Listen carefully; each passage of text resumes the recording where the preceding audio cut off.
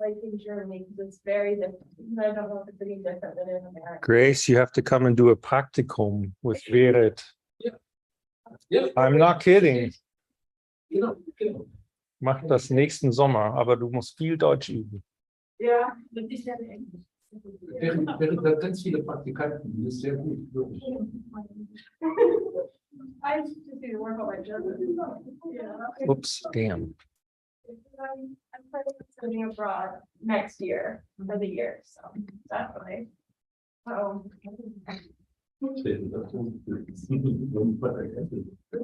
Yeah.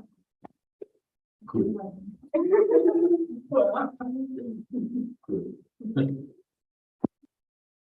Do you also do curriculum work? Yeah. Mhm. Or educational work. We try to inspire people in schools or coaches. You get a lot of history and emergency. Those are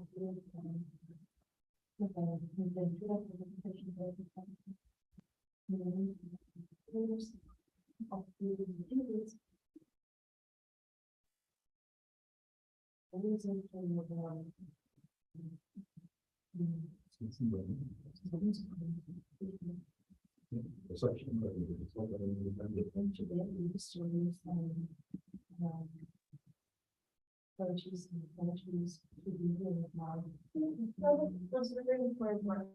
Very important.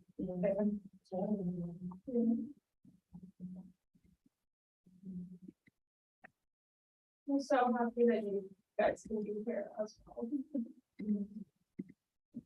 It's amazing. Yeah.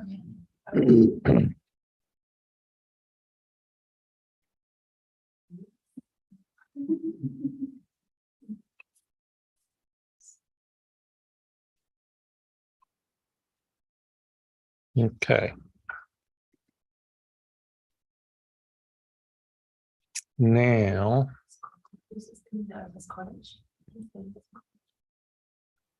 das ist klein, also bei uns gibt es Liberal Arts Colleges nur BA-Studium.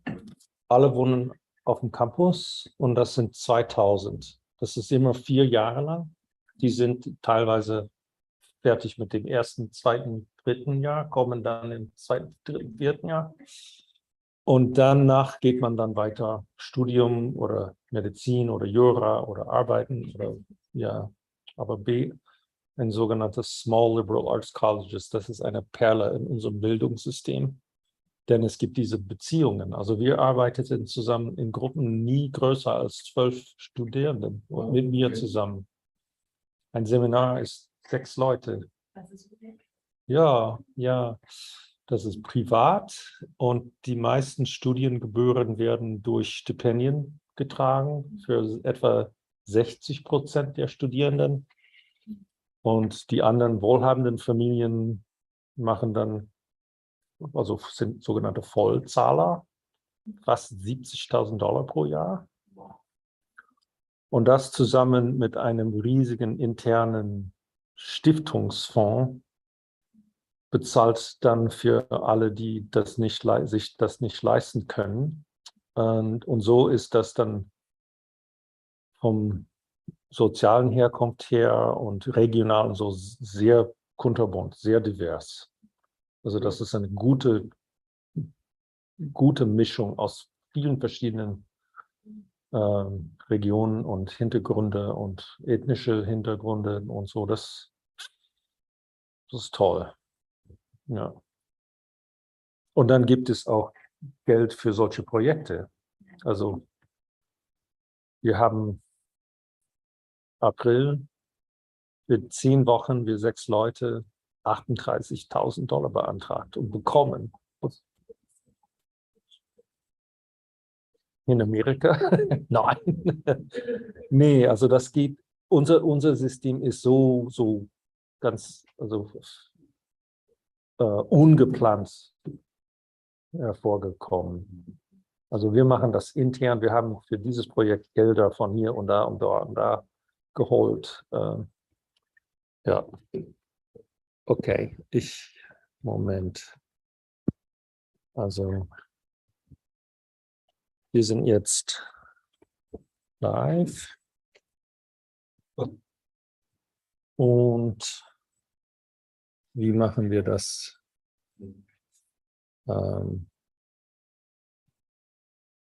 Jetzt können wir dieses Beamer einfach ausmachen. Das brauchen wir.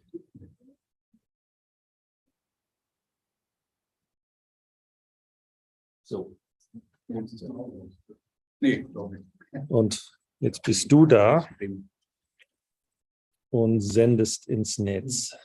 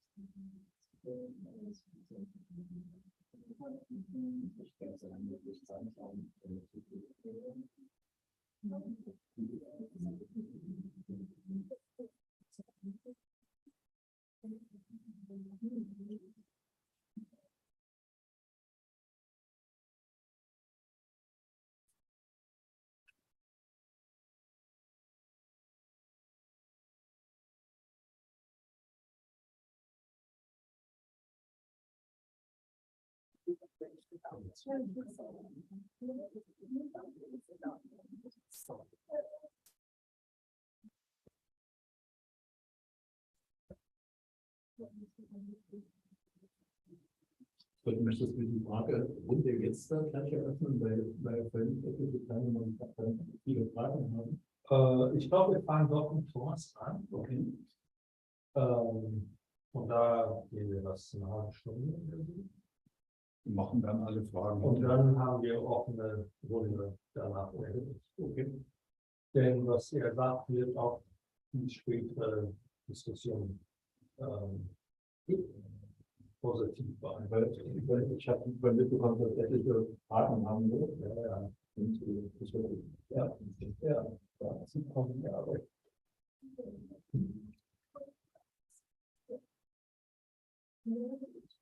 Da muss eine so große Gage gehalten werden. Ich habe Essen, Mittagessen bezahlen. Da wollen wir sehen, ob das wert ist. Und keine Kuchen genommen. Nee, kein Kuchen. Auf den Vorteil gefahren.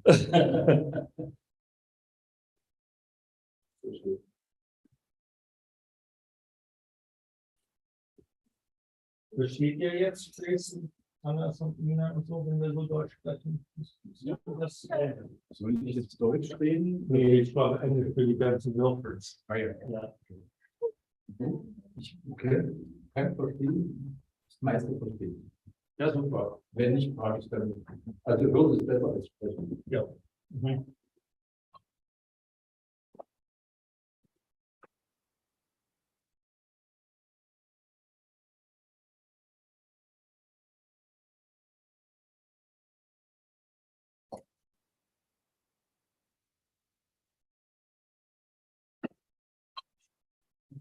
Das macht den Montag.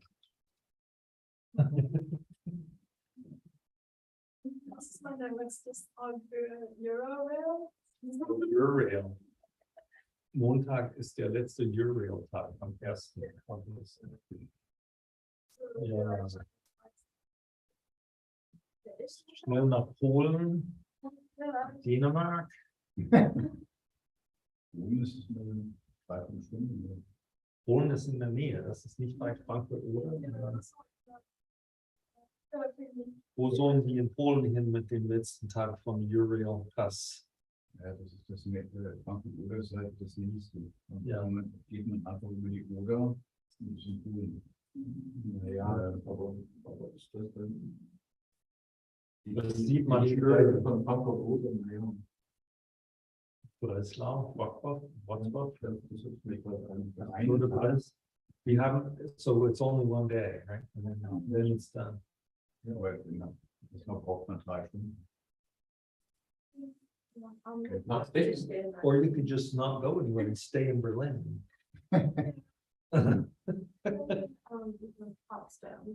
Potsdam. Yeah, it's really beautiful. Potsdam und Sanssouci macht viel Spaß. Und auch Potsdam macht viel Spaß. You have a walk in the park. The Potsdam Park is beautiful. Oh yeah, you did Potsdam. Yeah, so you could take all the people. That's what you should do. You guys, with something, you've got to go back to where you go. You've got to keep returning. What if I'm in Berlin next year though? Yeah.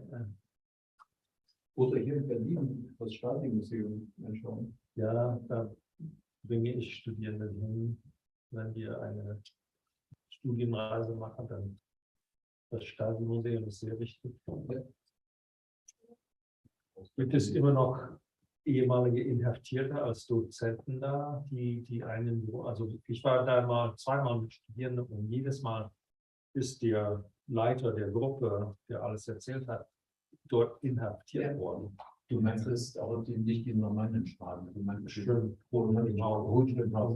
Das gibt es. Ich habe das Yeah. kurz weiter. So if you go to Hohenschönhausen, the Stasi prison in Berlin, the tours are led by former opposition people who were arrested and held there. Uh-huh. Aus dem Konferenz. Oh yeah. Yeah, das ist ein ganzer Tag Haus der Wannsee-Konferenz, which is where the Eichmann Heydrich meeting was on the Wannsee. It's hard to get to. What was it called? It's called the Haus der Wannsee-Konferenz. Usually when I go there with students, I book a seminar. But there's a little museum, da kann man auch hin, ohne ein Seminar zu buchen, einfach als Museum. Nebenan ist das Liebermann. Ja. Wenn man sich dann anschließend etwas holen möchte. Max Liebermann, Adolf Eichmann. Ja. Oh ja, das ist Berlin-Hohenschönhausen ist, glaube ich, wichtig. Das ist wichtig, ja, Hohenschönhausen ist wichtig, dass sie das, the history of the East German dictatorship. Aber auch die normale Straße, also die Stadion, Wo die Kartei ist. das ist daneben ein, also der ehemalige Sitz von mir, da können wir auch rein, das sind so normale. Ja. Nee, Quatsch, die Magdalenenstraße. So. There's two main Stasi history places. One is the main offices, which is also diese riesige Kartei. Ja. Wo also so viele Karteikarten. And then the prison. And those are, that's an important thing to do if you want. And then if you want to go to Sachsenhausen, where we have the two people in this family who were arrested and held at Sachsenhausen. One of whom is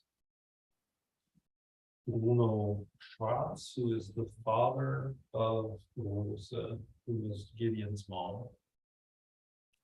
So Gideon's grandfather Bruno was arrested on November 10th. And when was he released? December 12th or something? What's that?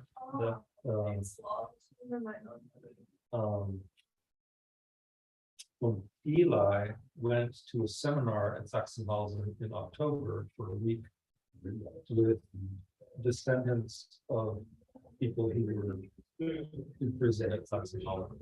So third and fourth generation people. He said it was pretty intense. We'll hear about that tomorrow. Ja, Ihr sollt vielleicht noch morgen Nachmittag. wir sind noch. Doch, ja. Bis 16 Uhr. Ja, sicher nicht. Dann wir noch was. Nein, ich war hier auf meinem.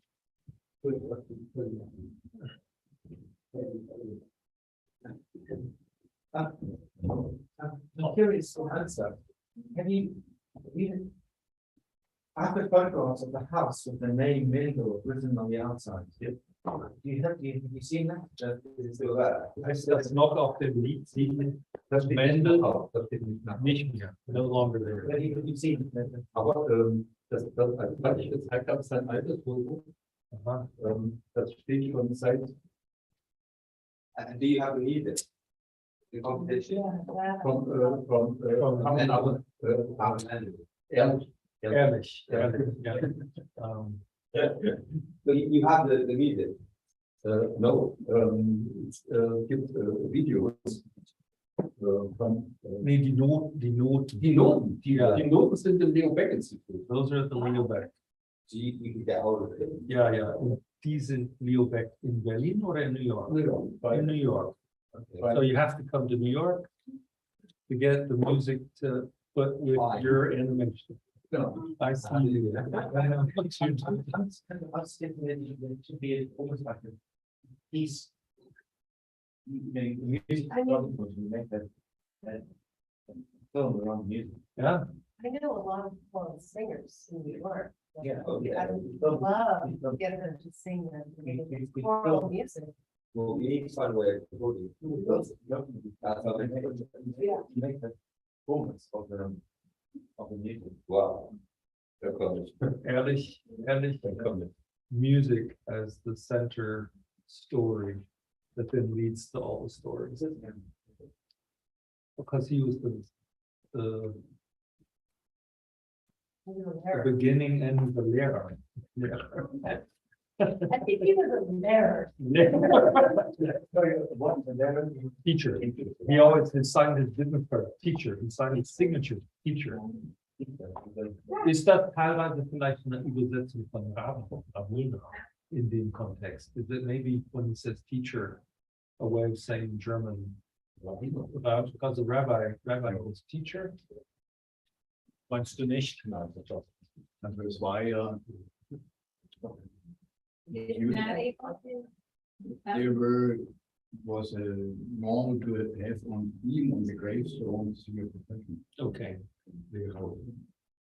Der Aufschrift auf dem Haus, ich glaube, dass der Name ganz schnell nach dem Mendel und Kaltenstein weg war, dass das wegkam. And so he thinks the name went away right after the Mendel touched and some people left the Reed house. Yeah. Is anyone looking at my dad? It's live streamed again. Let me, on my Twitter, let me get that. Sorry, I forgot. We will get all the people here. Oops, I gotta put it away.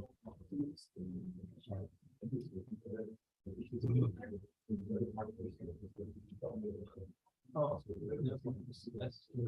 let's say.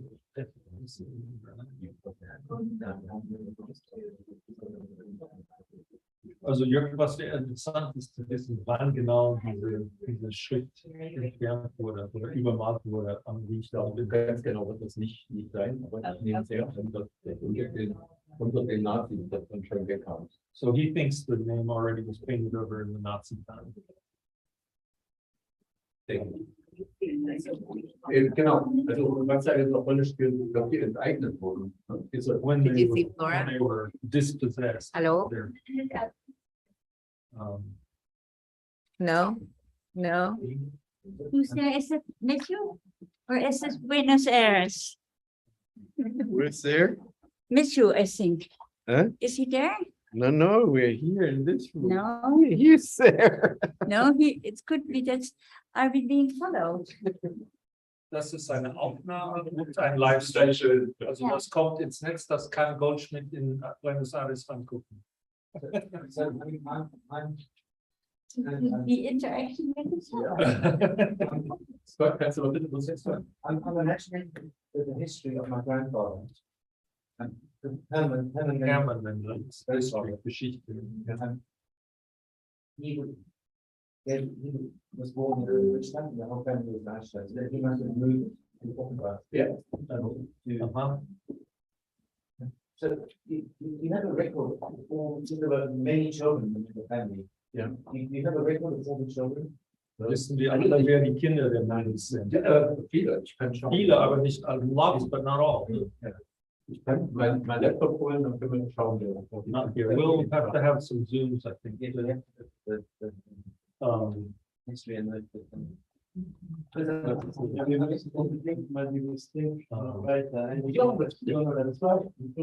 Meine Tante hat jetzt, glaube ich, 8 Großkinder. My aunt has already 8 grandchildren.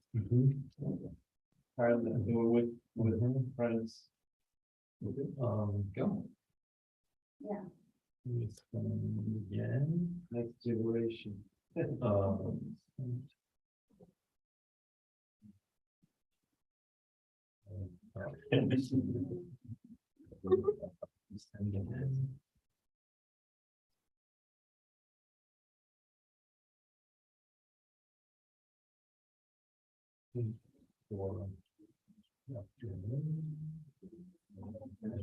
Yeah, very well.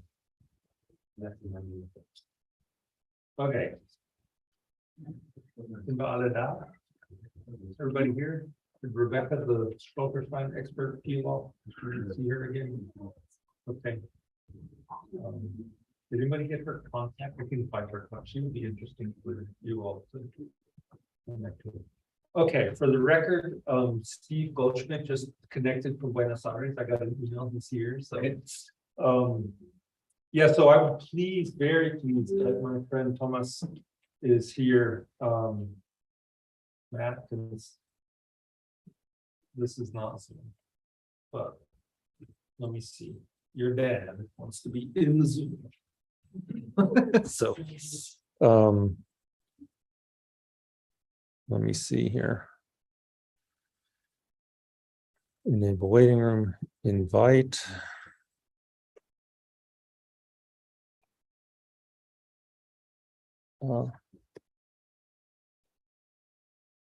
Can somebody wait, copy invite link?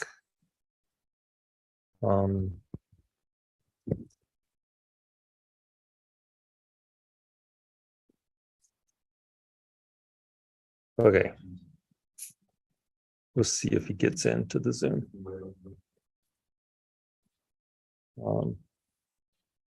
Okay. So I'm really excited that my friend Thomas Medicus is here with us. We've known each other for several years. We were originally introduced by a common friend, Ekin Delegers, who is a Rebecca, could someone let me in? Down, Rebecca, the doctor. Okay, you need to take this. Did you see? You have to do it on the front door at the outside. So it's just here. Let's just wait. Wait till she gets here. You all can just chill. That'll be easier. Are you sure? Yeah, that's good. Oh, the Matt. See what's coming. We need a. Right here, but not right here, but it's building. No, 1 kilometer. From here. Did you work at the university or the independent? Well, actually, I'm retired, but I keep on writing what I did my whole lifetime. I started as a journalist, as you know, and I used to be a journalist in first in Berlin, then in Frankfurt, Mainz, which is the Tagesspiegel here, and Frankfurt, translated Frankfurt Observer, Frankfurter Rundschau.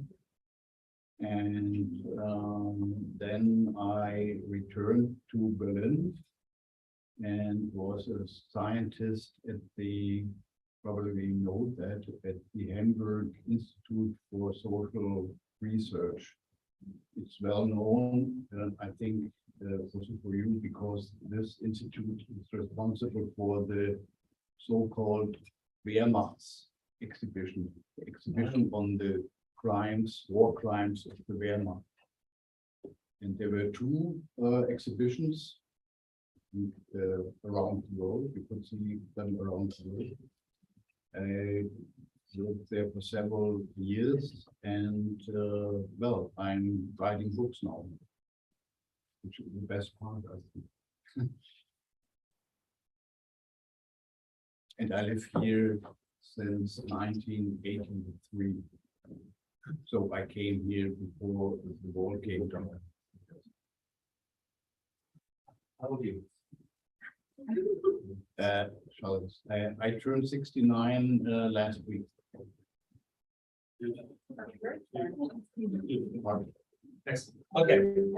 birthday. Thank you. So. No, just think. All right, so I'm pleased that Thomas is here. Thomas and I were introduced by a friend, Ekin Delegus, who happens to be an important figure in German politics. She's a state secretary in the family ministry and a member of parliament more than 20 years already. And when I brought students to Berlin, I connected with Ekin, and Ekin immediately makes things happen. And so not unlike the model that you've seen at work here in the last weeks and days to bring people together who otherwise wouldn't come together, we got put in the same room as people who are interested in memory, public memory, private archives, personal experiences and reactions to things, and both of us in certain ways, insiders and outsiders. So I have always my students, and Thomas grew up in a small town in Franconia called Gunzenhausen, which Gunzenhausen has a problem. Let me start like that, as a problem, and he will lead you through that. Thomas is a prominent and respected journalist and critic and biographer and editor, and has held various positions at Papers and at the Hamburg Institute for Social Research, which is a very important, prominent, progressive thinking scholarly organization. And in the last years has been an independent author.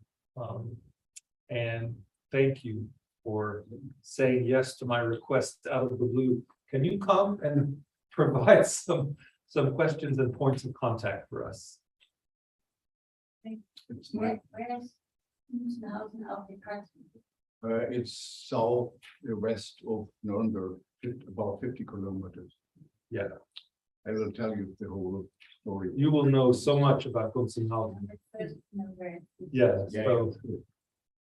Yeah, it's my pleasure. Thank you for inviting me. Mhm. And I have to say, first of all, I'm really impressed by both of the presentations. And it's really admirable what you have done, you, the student group. Certainly also what the amazing work Jörg is doing. Mhm. And I think addressed to the students, you should go on doing research, because it's really worth to do. I've done it better, and I have experience of decades, but it's really admirable. Well, I have some remarks to make. Some keywords like connecting to my own experience, to be on the very memory sides is a remarkable and I think very difficult. It's very difficult to describe what happens with you and with your emotions. This is same experience. And I also know empty spaces. So you are in front of a historical site, but there's nothing. So, and you have photographs. I think the role of photographs is very important. And I wrote down the term of Walter Benjamin, aura. Or what? How do you say aura? Aura. So it's a strange aura when you are on the places. And well, when you have been in groups, I was impressed by your when you were saying calm and violence. This is my own experience. I have been to several former concentration camps, also in Theresienstadt, and also, I don't know where in Riga, for instance, and it might be very beautiful because we have beautiful cities, we have historical buildings and so on. So it's well hard to describe what is happening in case you know what happened there decades ago. My main keyword, I think,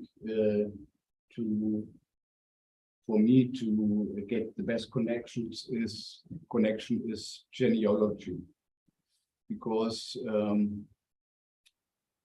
it's very important for you certainly to research the history of your family, and there has been interestingly, after 1989, after the German unification, a big interest in Germany in family history, in questions of genealogy.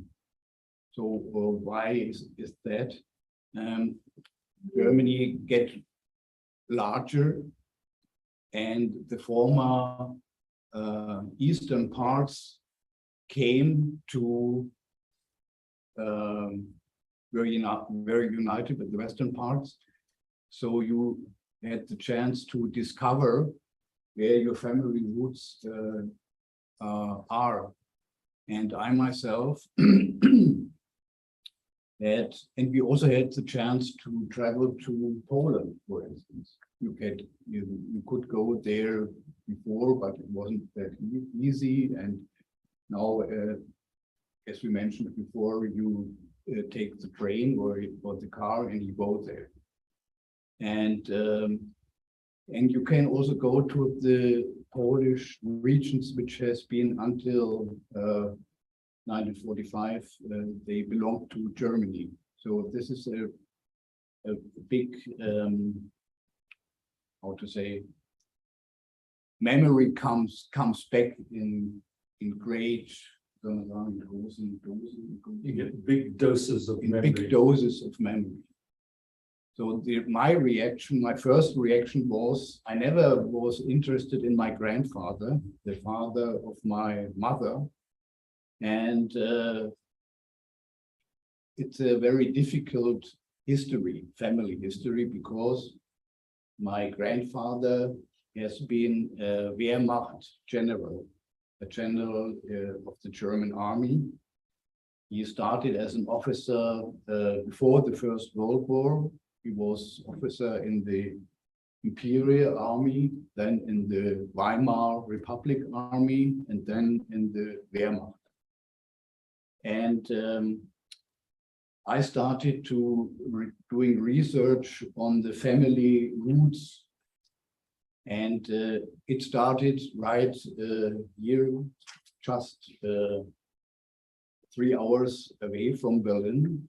But this had been to the east, at the Baltic Sea, where the family of my mother is originally coming from. And until 1989, these were two roads, and right now it was just one road. And I went there and I visited all the places where my family had lived before the First World War and after. And I wrote a book on what my grandfather did when he was, this was the center of the book, when he was in Italy during the Second World War in 1944. He has been shot by Italian partisans in the Apennine, and I was interested in figuring out how did this settle in the memory of my mother and my grandmother. So they didn't talk about this father or husband, and there were just photographs in the living room, but this Wehrmacht general, photographed in his uniform, didn't exist because it was a family secret. Mystery? Secret, yeah. It was kind of a secret. So you didn't speak about, yeah, we came from the East and we are refugees, but because it was very difficult to talk about it before 1989. Why? Because if you started to talk about former Eastern German regions, you could be suspicious to want these parts from Poland, for instance, back, which wasn't certainly true after 1989 because of the German politics and so on. So, my next book, called Heimat, which is homeland. or Yeah, something untranslatable like- word, Heimat meaning home, home place, home language, homeland. Where one feels at home. Right. So Heimat is a problem word in German because it encompasses all that sort of coziness, Yes, but is also, yeah, go ahead. yeah, I don't, this was the title of the book. The subtitle is a research, and Heimat is a very difficult term in Germany because of the Nazi era, because it played a major role in these times. And I used it kind of, how to say, ironically, ironic.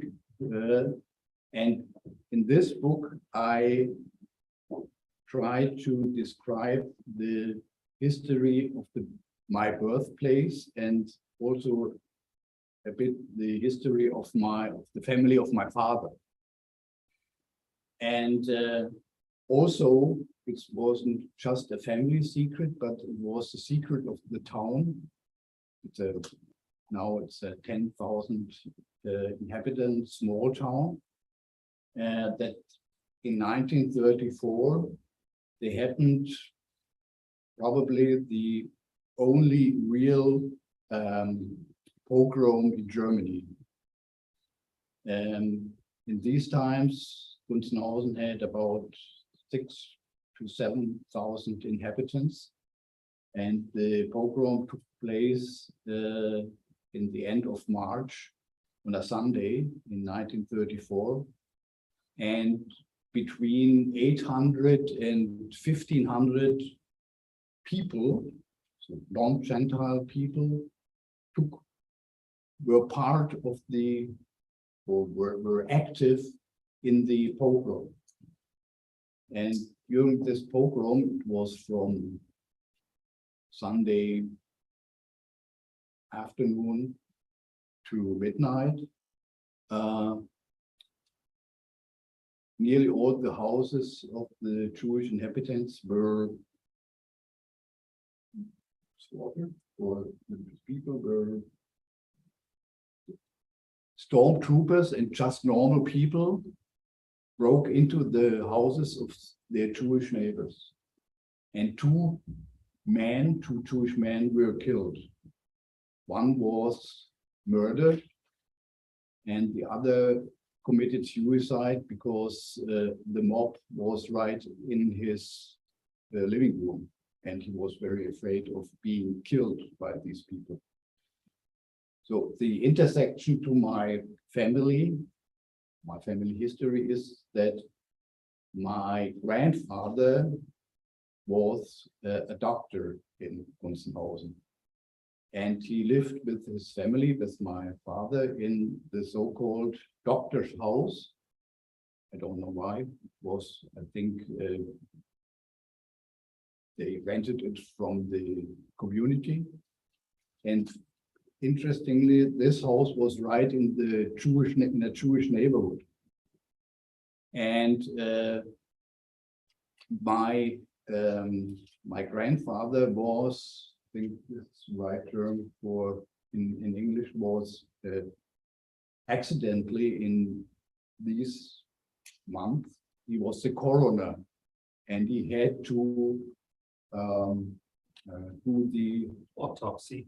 autopsy of the two corpses. And he was forced by the local Nazis, the mayor and so on, not to say what really happened. And well, this was very, as you can imagine, very emotional for me to that my grandfather and was part of the whole pogrom in a way, and that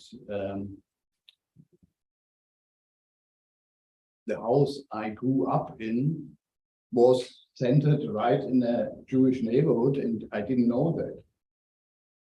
Just but I realized it, well, when I started to write that book, that my grandmother sometimes, when I was a child, stood at the window of her living room, and she murmured, she didn't tell me, but she was kind of remembering that, I think, yes, there was a Jewish family living, so it was really strange, very strange. And I think this was the book I had to write. Well, my publisher was very skeptical about it, but I think but I could convince him, so I could write this book. And the book is about, again, same as before, about the intersection of the family memory and the city, or the memory of the city, and the history of National Socialism.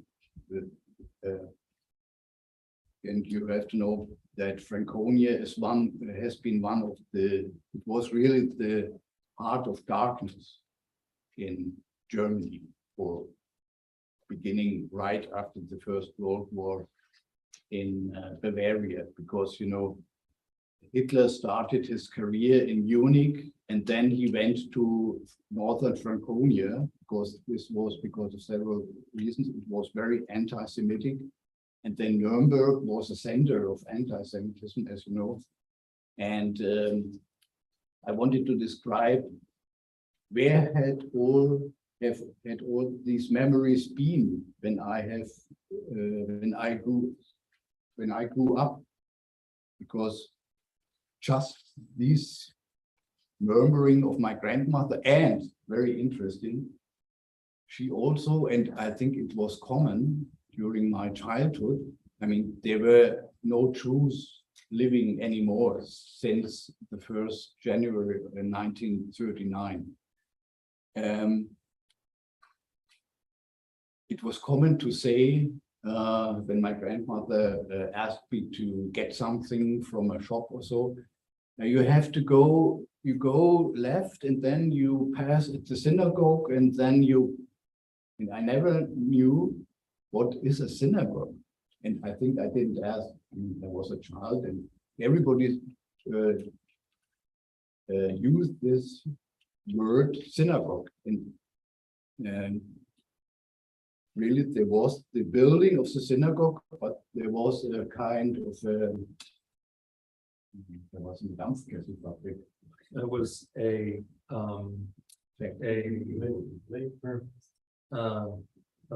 steam, no, Steam engine factory or so. yeah, so And I think more subconsciously, I asked myself later on, when I knew what a synagogue is, who on earth, what is a steam engine factory doing in a synagogue, but in a church, And I tried to figure all this out, and I described the pogrom in my book. And the very interesting story is that you will not believe it, but Jerome D. Salinger had been in 1945 right in Gunzenhausen. And his job was to figure out what happened there in the 30s. And he also married a German woman in 45. So who was that? J.D. Salinger, Salinger. author of Catcher in the Rye, Yes. was the denazification intelligence officer in Gunzenhausen in 1945. So I didn't know that before, and what I was interested in was to describe the different layers of memories. This is, I think, what I'm doing in each of my books, and well, this is how genealogy can lead you to. It's yeah. Okay. So, Or I can say, yeah, go ahead. right. What there's a connection to your work, Jörg, because I love to go to archives. There are a lot of historians who hate archives, but I love it because it's full of very interesting, amazing things we don't know before. And I have been to the local archive in Gunzenhausen for a very, very long time. And the town of Gunzenhausen, I mean, the mayor and the council and so on, they try, or they do, they started in the early 80s to get connection to the relatives of the former Jewish inhabitants of the town. So I had a lot of help, support by the local officials, and well, we had a very interesting talk with your students and the Lord Mayor and the city archivist and so on. So they tried to be very open with their history during the 30s. And there are a lot of people of the former Gunzenhausen Jewish families have been to Gunzenhausen, and we try to. There's a 1200-year anniversary of Gunzenhausen next year, and we want to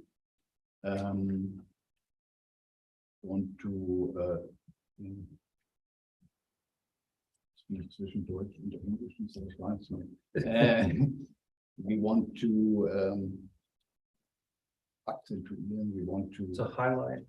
to highlight the Jewish history of Gunzenhausen, because it was my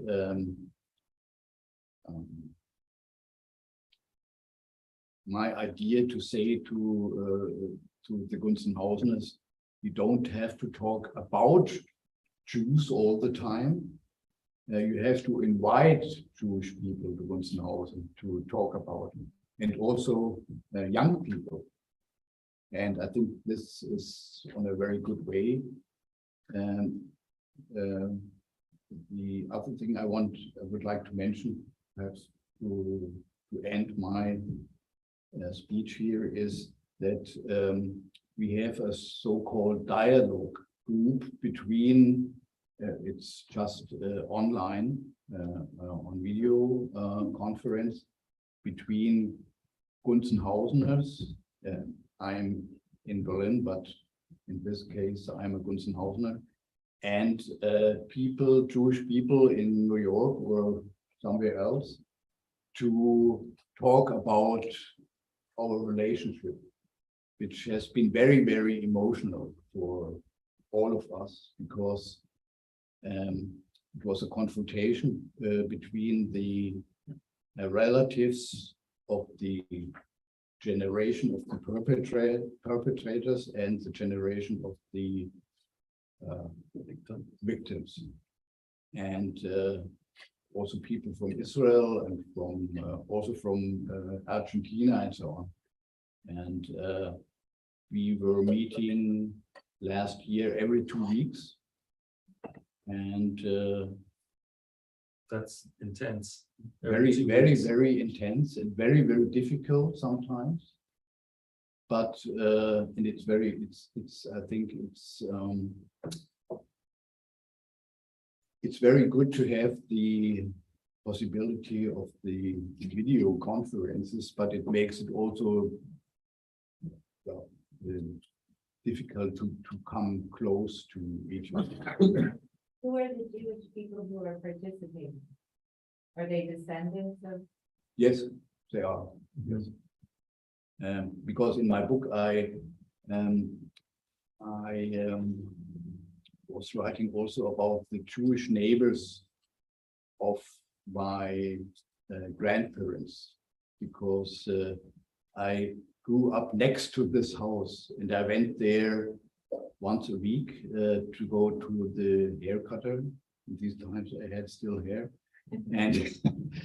and there was a kind of a strange, nice, small house, but it wasn't on the right on the street line, but it was a bit set back. And one of the questions you ask yourself as a child, why do they live in this setback small house?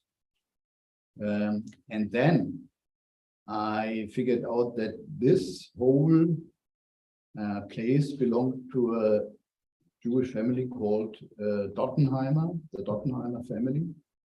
And they were wine merchants.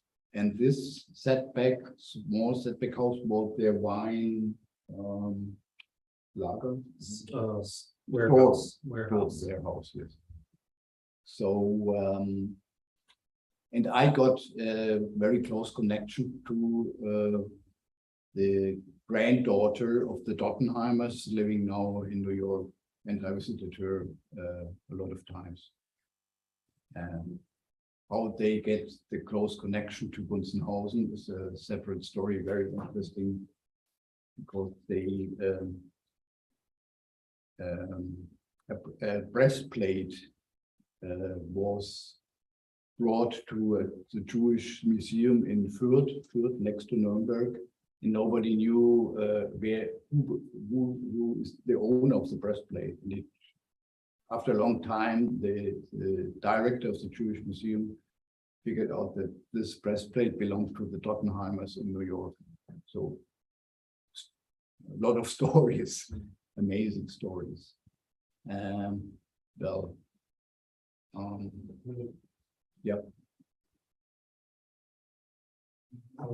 So, yeah, there's lots of good questions to ask here, but the point that I am excited to have Thomas bring to us and articulate for us is this notion of layers of memory on the one hand as a kind of opportunity for exploration and a challenge, and then the resultant human connection that comes from this through their bi-weekly conversations that we also see here in this room, this kind of connection, make a new relationships. And so that's, I think, the only place that as a historian I have any hope is seeing human connections come out of this. And I think that kind of a lot of our connections came through those definition sets and Zoom kind of meetings which we held, which is kind of sort of kicked off the Milford Mendel kind of alliance connection. But I want to come back to maybe kind of difficult question for the German archive for both of you, which is, I mean, it's so clear there's been so much research and so much connection done with the kind of children of the Jewish kind of families and people who left. I mean, I would be quite curious to go to some of these places, you know, Anstatt, Offenbach, Lichtenfels, Mannheim, places where the family theatre, the story happened. But try to speak to the descendants of the specific perpetrators, not just the general generation, but actually the specific perpetrators from that time. I'd be very curious to, speak to the great grandchildren or the grandchildren of the specific perpetrators. This might be very difficult. Yeah, so that's actually, is that, I mean, do you think, I say, went to Lichtenfels, with this kind of, that's an history, I think I'll be able to find. I tried it several times and Right. I was not very successful because the mayor of my birthplace was really a very unpleasant and tough anti-Semitic SS officer. And he was responsible for the connection to Nuremberg and to Julius Streicher. And well, he was put into prison by the Americans right in 45, and then he was released I think 3 years later. He was never again put into prison, but he lost everything. So he had no pension and so on. And I tried to talk. He died certainly in the last 20 years or so. And I tried to talk to his son-in-law because this guy has been a class in my school class. But he didn't want to talk about it at all, and he told me a lot of lies, just simply. And the other case is, I mean, in these southern German regions, you have a lot of noble families. And I was invited by a countess, and she was very, very interested in my book, very interesting story. She was very interested in my book, and she is a landscape or garden architect, and she invited me to her property, and she told me that her father was in the 30s a photographer, and she told me he has I don't know, hundreds or even thousands of photographs, and that I would be interested to look at these photographs. And then our connection interrupted and didn't anymore exist because she didn't want to show these photographs. So it's very, very related. That's related. Yes, it's very difficult to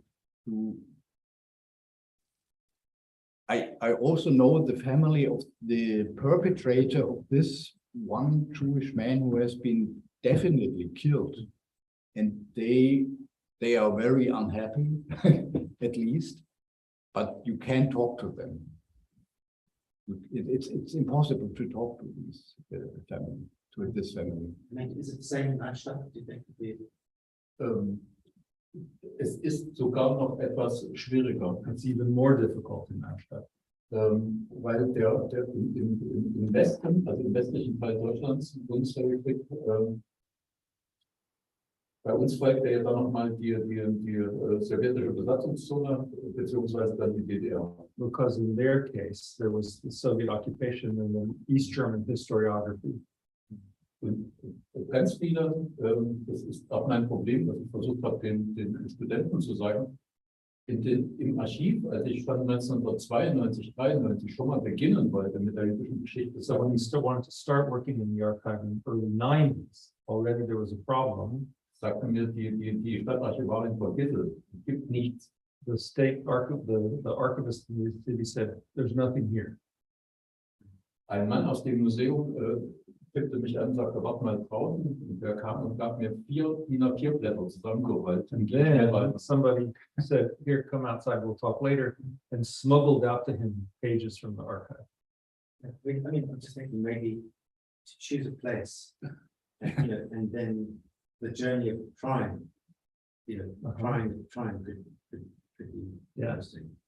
Das mit den Nachfahren der Täter ins Gespräch zu kommen, ist auch noch mal etwas anderes, weil bei uns ganz viel verschwiegen wird, also noch immer. Yeah, it says it's difficult because everybody's silent. There's a code, kind of a code of silence. Ich kann mich erinnern, dass ich als Kind mit einem Freund, wir haben Verstecken gespielt in deren Haus und haben uns auch in einem Kleiderschrank versteckt. Und ich weiß noch heute, dass ich die Tür aufmache und da hing vor mir ein SS-Uniform. So as a kid, he was playing at his neighbor's, his playmate's house, and they were playing hide and seek. And in the closet, he opened up and there was an SS uniform hanging in the closet. Aber der Vater des Freundes, mit dem ich da spielte, war SED-Funktionär. But the father, whose uniform was in the closet, was a party member in the Communist Party. Yeah, but I wouldn't meanwhile, I wouldn't generalize the silence because, and you have also to distinguish.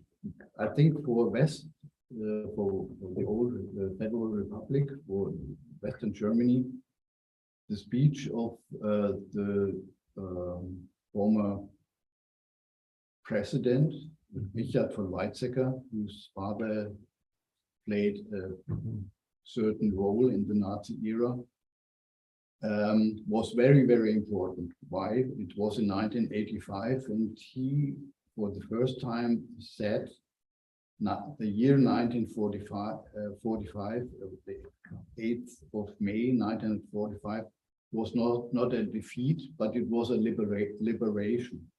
This was very important for people in the 80s who were then young.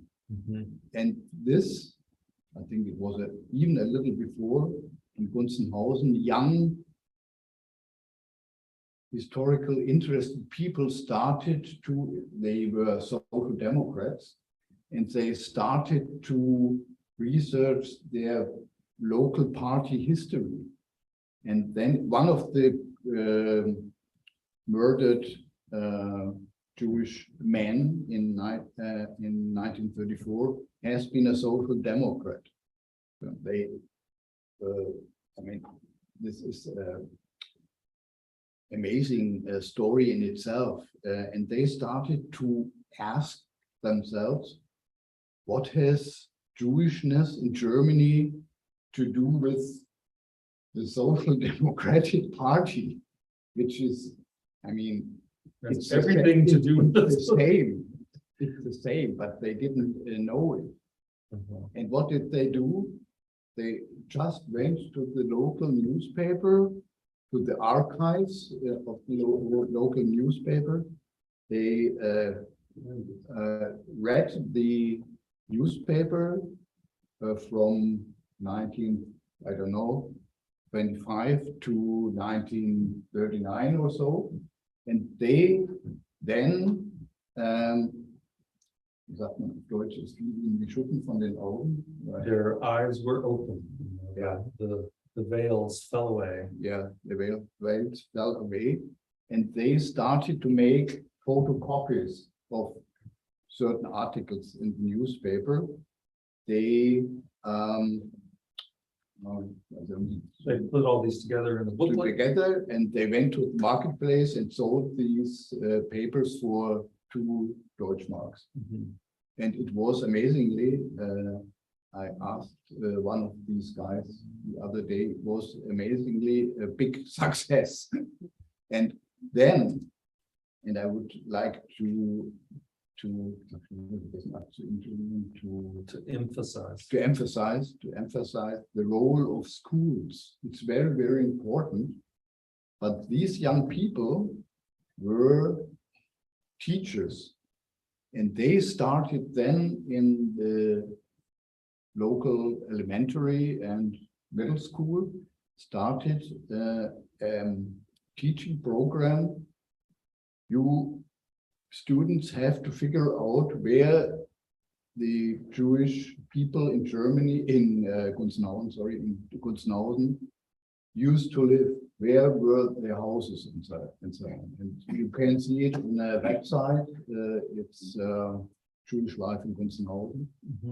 Mhm.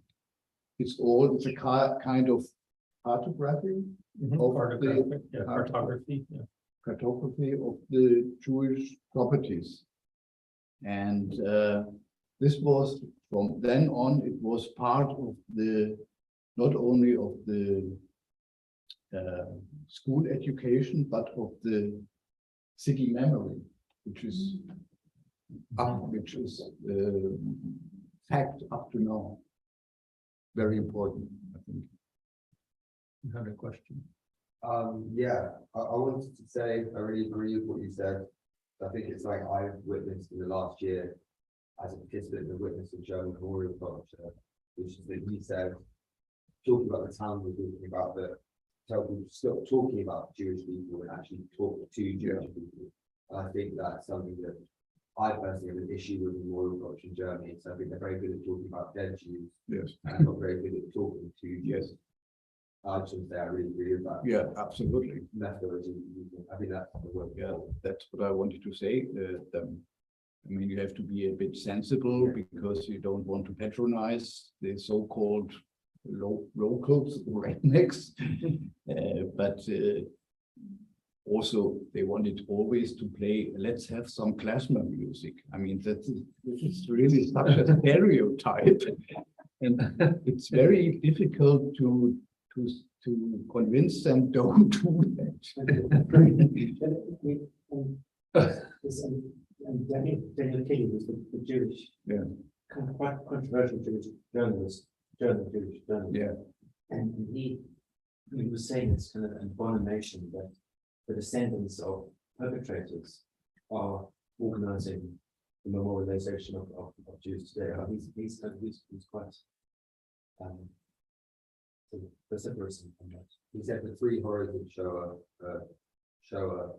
the forgetting of Shoah, and then the perpetrator, the descendants of perpetrators controlling the men and the victims. That's like the third. Yeah. Don't necessarily agree with Mhm. But I would like to ask Jörg, is Arnstadt is it an extraordinary place in doing this work you are doing and the acceptance of the local population? Because Gunzenhausen is not, this was one of the important questions one of your students put to the mayor. Could Gunzenhausen be a role model for the other communities in northern Bavaria or so? And my experience is that, well, Nuremberg is is doing very good memory work. It's really amazing. And also Gunzenhausen, but it may happen that one of the other cities or small towns just 20 or 30 kilometers away, they don't do anything. So it's not, I don't know, it's not you can't generalize. Or does it require an activist like you or a It does. participant like It you to make that start to happen? Zu bestätigen, ich denke auch, das hat immer etwas mit uns zu tun, die wir da vor Ort sind und das tun. Yeah, it depends on the local folks getting it done. Also seit 2007 mache ich diese Recherchen. Es gab immer wieder Menschen, die mir sagten, sie wollen mitmachen, mir helfen. And so since you've been doing this, people keep coming and saying that they want to help do this memory work. Das waren dann vielleicht 1, 2, 3 Wochen, die haben sie durchgehalten und dann abgebrochen, weil sie gemerkt haben, das ist gefährlich. But they stopped because it became dangerous, gefährlich wie persönlich, psychologisch, oder so the people would start working with them and then cut off because they felt it was dangerous. Ja.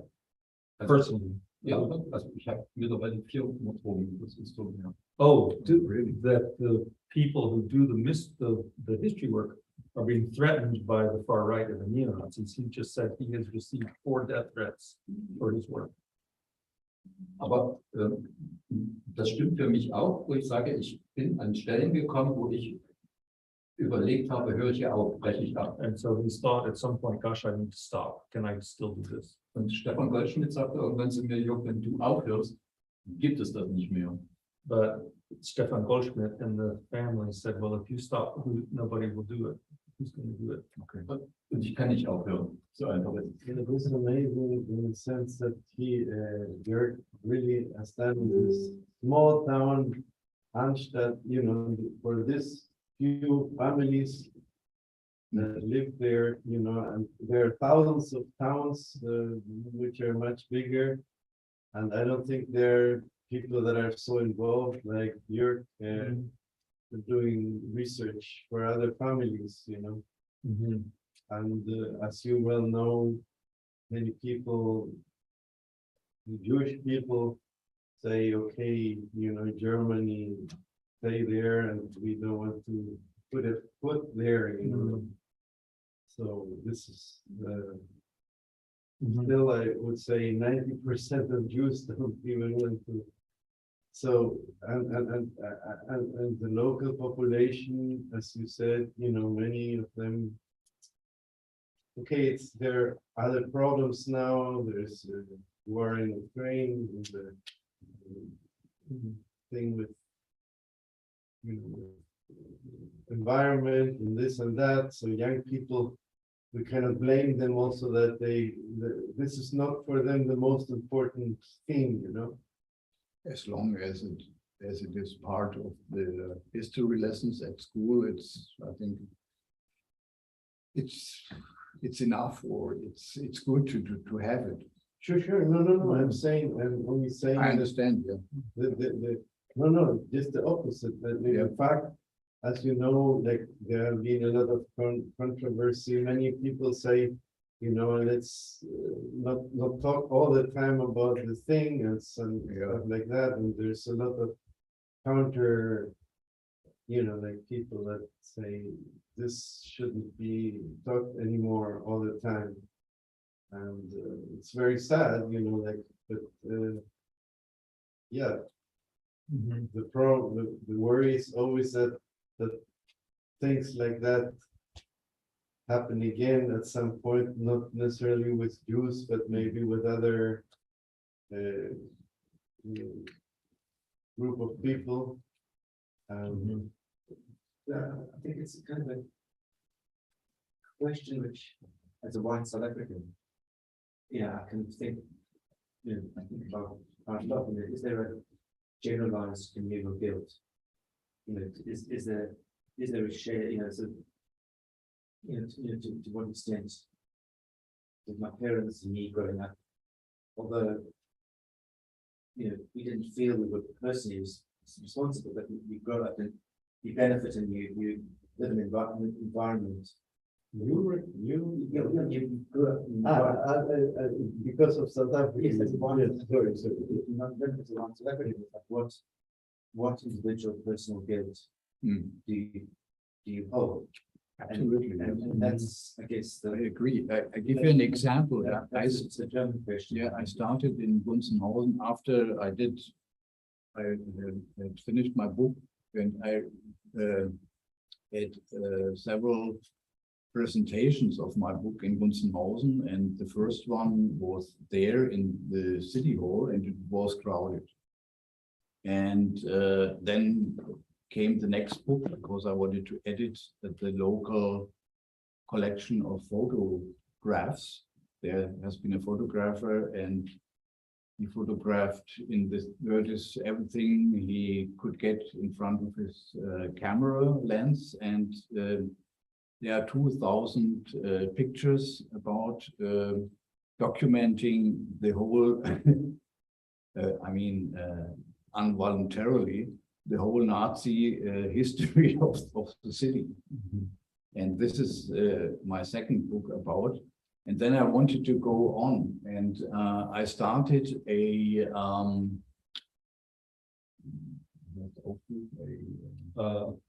call. I wrote some lines. I started, I guess, a request in the local paper, asking people, if you have in your private photo collections pictures from the 30s and 40s, please contact me. So guess how many people contacted me? Zero, yes. So the answer is in the local elite and the local administration is on the side of the memory and of telling the historical truth, and they are appearing when there are anniversaries and so on. But as soon as it goes individual, you will get no answer. Mostly. I mean, it's funny, this, I just get in this discussion, I just had a memory. I mean, in my other life, I'm a photograph flooding. Yes. Really, I think 2013, I went to Bavaria, there were big floods in Bavaria. And I also have a fascination with people's personal photographs, which are damaged by floodwater. And I went to a family where they were recovering and drying, photographs were damaged, and I was helping them dry them out. And I actually took quite a lot of pictures of their damaged photographs, but there were scenes of like, I've actually got to find it. I didn't take the photograph, but I've got a photograph of the picture of a Nazi wedding. It was like a whole sequence of pictures from a kind of very Aryan Nazi wedding, which was in this kind of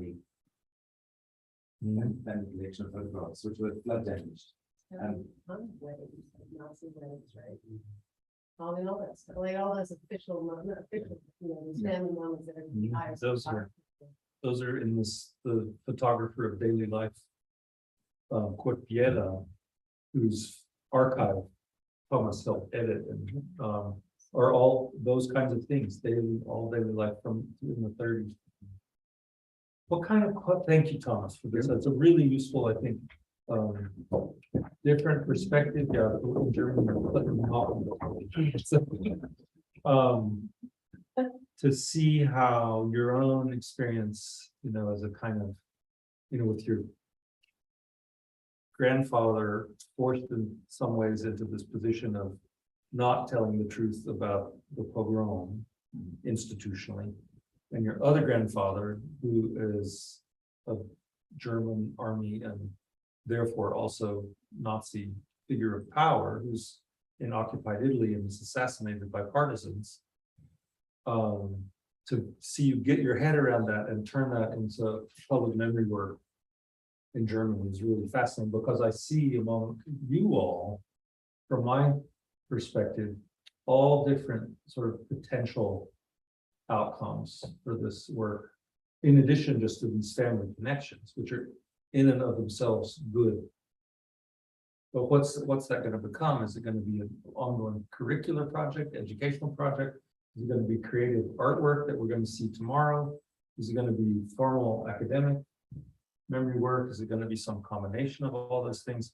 But I think your work shows one clear pathway for the kind of relationship between archival history, oral history, public history, emotional and personal engagement, and then something that lives on for the public. Kate, you're going to say. Well, I was just curious, are there other Germans, I mean, of your generation or younger, are there other, is it a genre of like people grappling with their family history when it's Yes, difficult yeah. family history? My first book on my grandfather, the father of my mother, was published in 2004, and there were well, I wouldn't say a lot, but there were some amazing so-called, they were really called as a genre family novels. And this was I think we have to interpret as the aftermath of the unification, I think, because you were once more confronted with the German history as in whole. I mean, in Western Germany, you had, as I mentioned, the confrontation with the Nazi era since the early 80s, and then after 89 you had to deal with and we have an institution right here now in Berlin. It's very interesting also for all of you. With it's called Vertreibung. How do you say? Expel. Yeah, you have to deal with the German expellees from the east. You know, you had to deal with it. So the problem there is Germans as a victim class. Yeah. How do you get your head around that?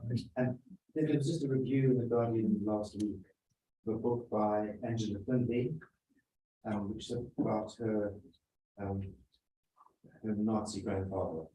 Yes. Yeah, so the answer is there's a lot of work on this. Yeah. In my grandfather's shadow. Yes, Yeah, so it's well, I am proud to say I was one of the first, not the first, but I think I was the second, well, Yeah. first or second who wrote a book like this. In 2004. Yeah. Yes. So all, it's so interesting, right, that all at that time, 245, Mhm. there weren't people trying to write about that. Not much. I mean, there's some examples. Yes. The one that I teach about is a big partly fictional autobiography by Christa Wolf, who's one of the most important fiction writers of East Germany. And she writes a novel translated in English called Patterns of Childhood, in which her figure, the narrator figure, slowly comes to the realization that she's a Nazi child. Yeah, but in And how to Kindheitsmuster, and how to figure this out. And she works from her childhood through a trip to her hometown in Poland, which was German but is now Polish, to the present day. It's a big, complicated, messy novel, but it's an early attempt from a fiction writer to try to figure this out. there's even a gender aspect, because we had in the, I think, late 70s, early 80s, we had in Western Germany so-called Väterliteratur. Yeah, so a series of novels about the fathers, like Peter Okay. Schneider's. Yes, when sons wrote about their Nazi fathers. So this is really a topic in German literature. Right. And after in the beginning of or in the early 2000s, daughters started their writing about their fathers. I think I was the only representative of the third generation, Right. to write about his grandfather, which is much easier than to write about your father or your mother. Mhm. When did you first realize, or as a child or teenager, about your grandfather? Do you remember exactly when you began to reckon with it? No, he was a strange situation of a family member. He has certainly, as I remember, he was assassinated. So he was in a strange way present as well as not present. So he was a photographical figure. I mean, it's interesting to think that, I mean, our grandfathers could also have been fighting with them in the First World War. Yes, Because yeah, you absolutely, absolutely. Mhm. Your grandfather,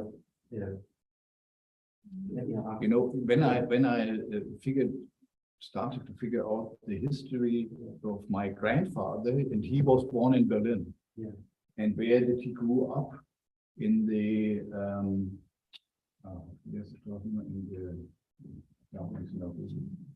Oranienburger Straße. So he grew up in a house, I would say, not a 500 meter distance from the synagogue. and from the Scheunenviertel. So We grew up in a Jewish These- neighborhood, these, prominent neighborhood, yeah. these Contemporaneous. contemporaneous, this is very, I think this is the, I don't know, very difficult to describe thing you experience very emotionally. This is incredible contemporaneous. Miriam. Yeah, you talked before about the silence. Yes. And like the confusion you right now describe what you went through. I think when you have you play the game with children and you see unicorn. When a person in certain parts of the area were like Bloomsburg to ask people for their information, the silence to be break it yourself already in your own family is one. Yes. And then maybe the city is also very little to know each other. So if they put one step, then it will be, it will be open. So you have two steps and the person who has to do it, he has to reflect if they want to get, if he wants to make steps in it, but you also have to make steps in the whole city then. When the cities are very little, when like in the Eindhoven, very little cities, people know each other, so it will always have much impact. And like in also the description, you have the Ossis and the Wessis in Germany. This is the people who from Eastern Germany and the Western often look at the Eastern down, and they had to pay for the Eastern part, and they didn't like it. So there is also another thing which is going on anyhow, without even the Nazi parts, but maybe also the people who were in the Nazi part or after the Russian games and after the really East Germany, Eastern Germany, it has had a lot of effects. So to what you're doing is very tough and full of strengths, and you know you have to try, but it is very difficult. I think if people are not sure themselves to make these steps. In Steven Spielberg, often the people who are being interviewed are not the people, mostly there are different who do these interviews are not always the father and son, which can be stranglers, but another one thing is, but you already said before, that there is a generation between, that they want to talk to the grandchildren. So they are not with the trauma of the parents and the children. And I could imagine if the people have been in the Wehrmacht, that they know in the family it's not okay on a certain moment. Maybe they thought it was okay, and then they have to go to make that step, and then we go on. What do we want to do it?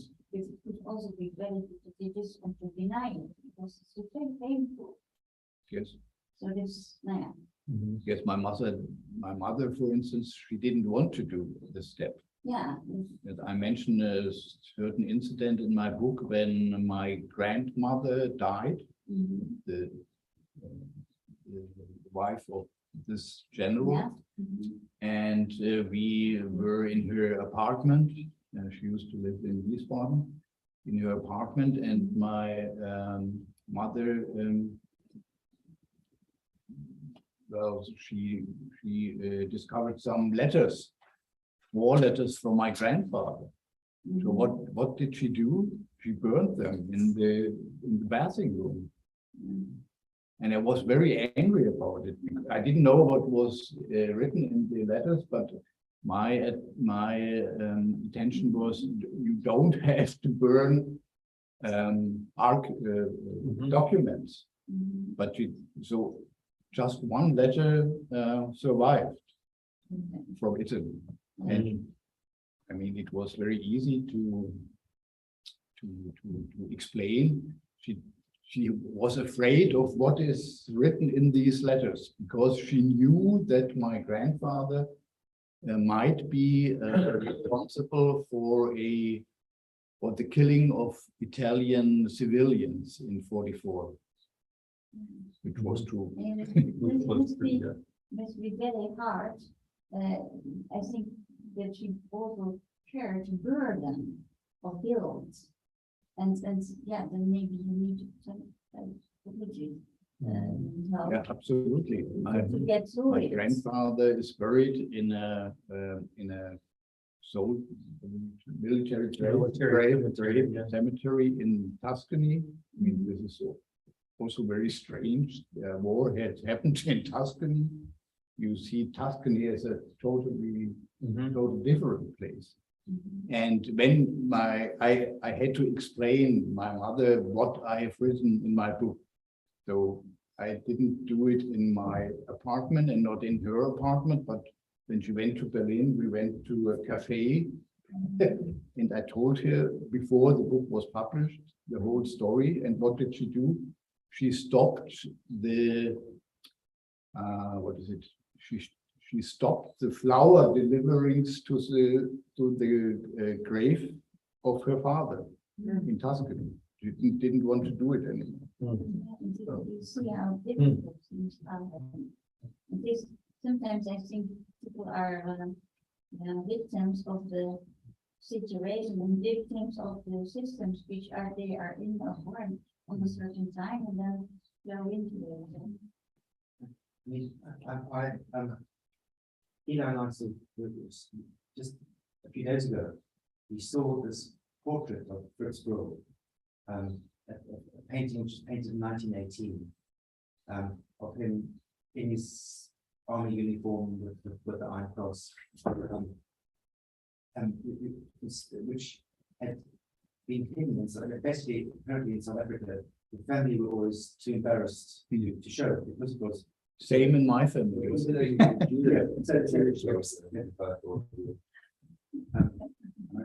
Yeah, so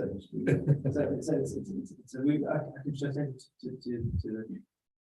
it's an amazing picture.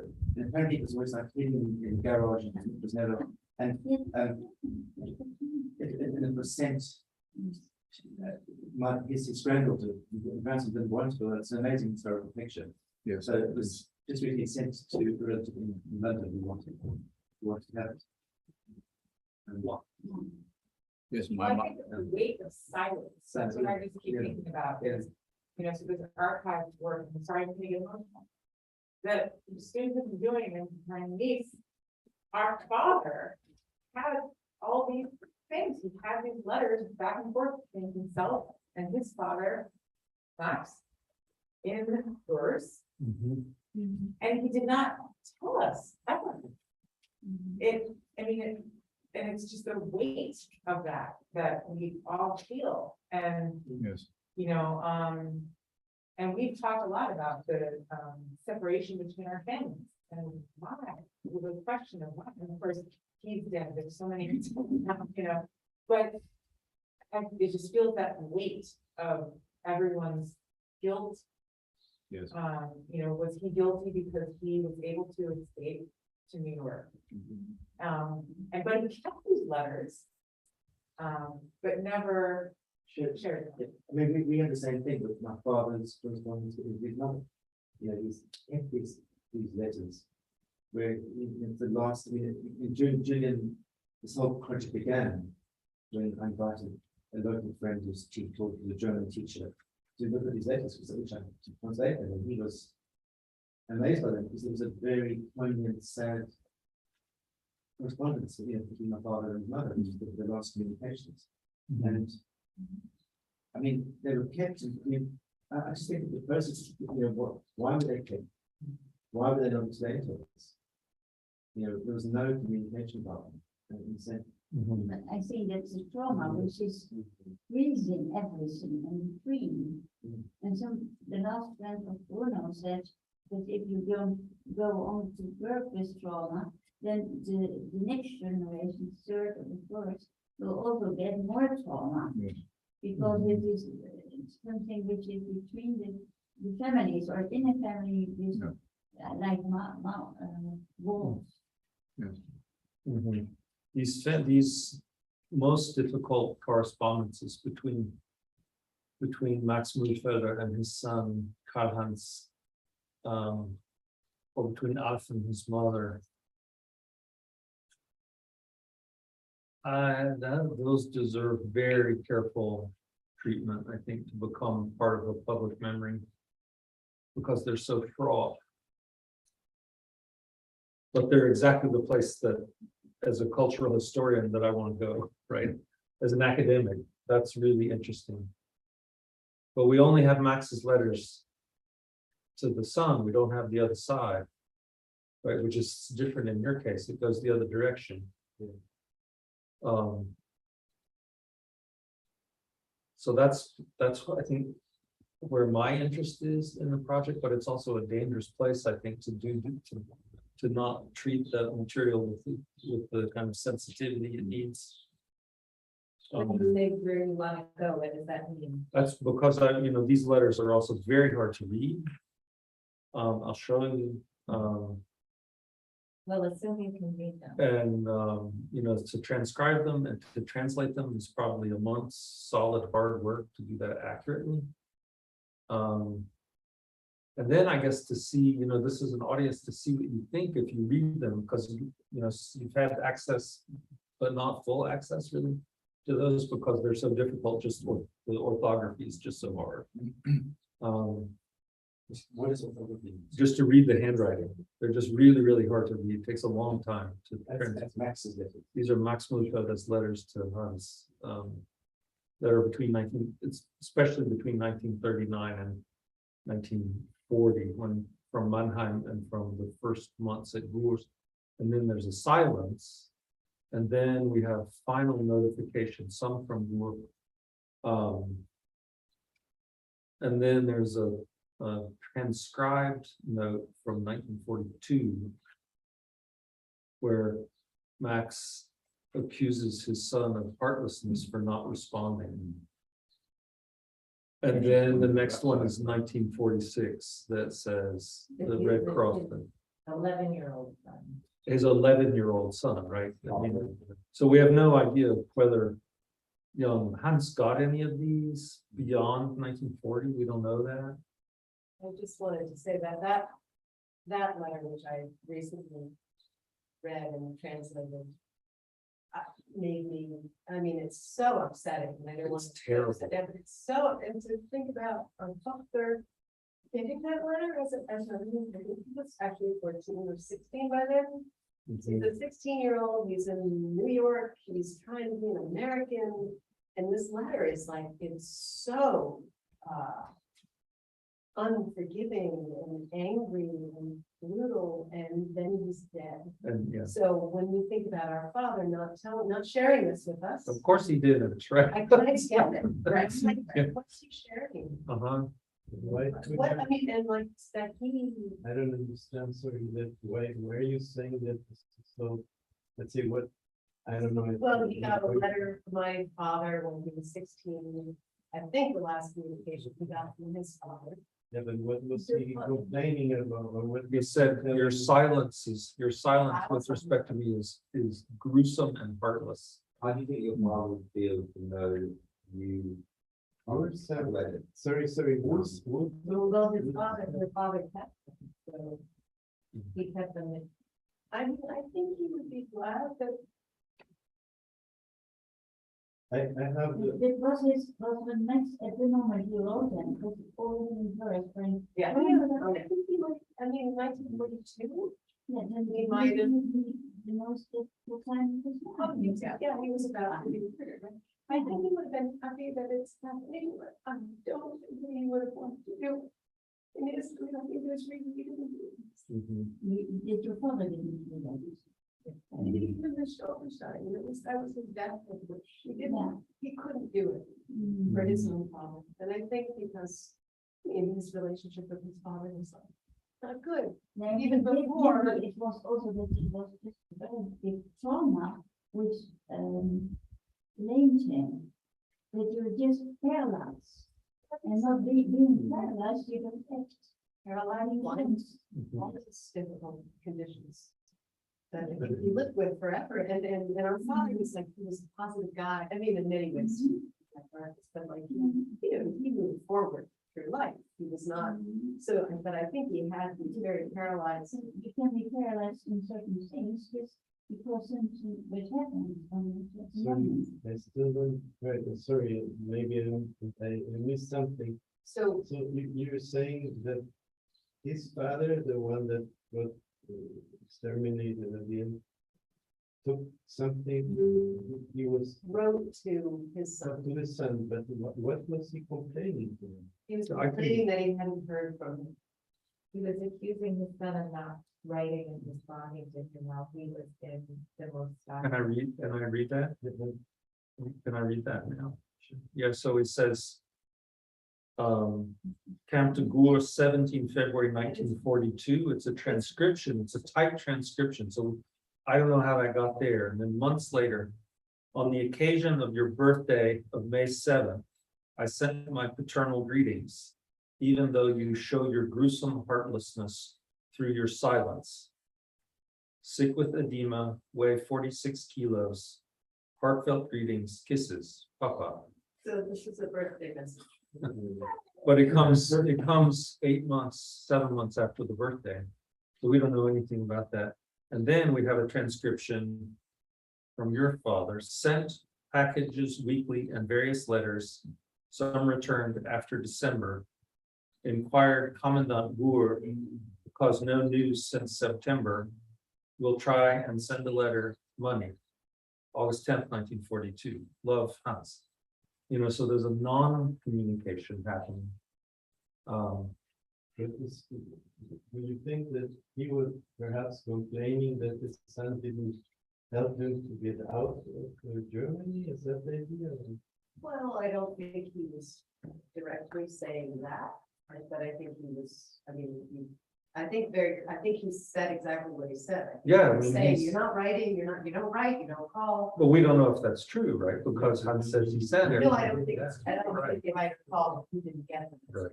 He wasn't getting, he was expressing. Look, our parents, I can also tell a personal story that it's almost the opposite. Let's say, I think all our parents were in the generation that was over us, but really traumatized. My father, he escaped with 13, 14, first to Italy, and from there, after a year, to England. So he was already with 14 years separated for 9 years or something from his parents that went to Chile. And at some point, my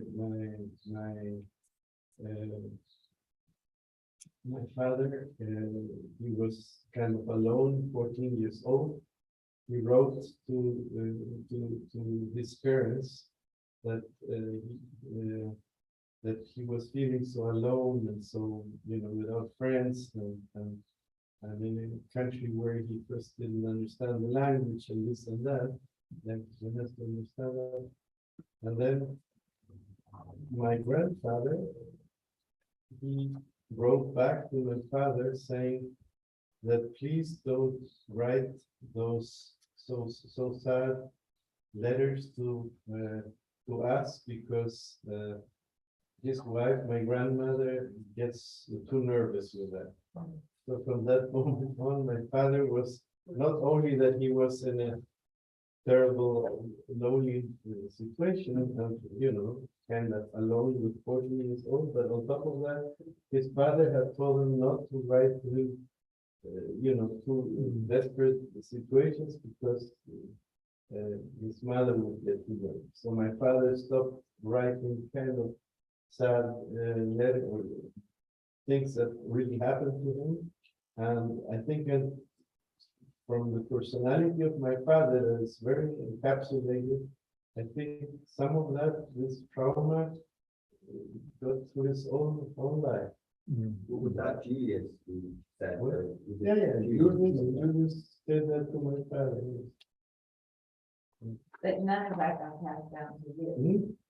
How did you learn that? Where did you learn that, No. Eduardo? Sorry, Where did you learn about that? From my father said, how old did he tell you that when you were older? no, I don't know exactly when he told me that. Perhaps 20 years ago or 30 years ago, I don't remember. Matthew has his hand up. Okay. Let's So, see. You know, like the whole situation, yeah, our families eventually get totally traumatized by the whole situation. Also the guilt or whatever that they couldn't help more people to get out, and this and that.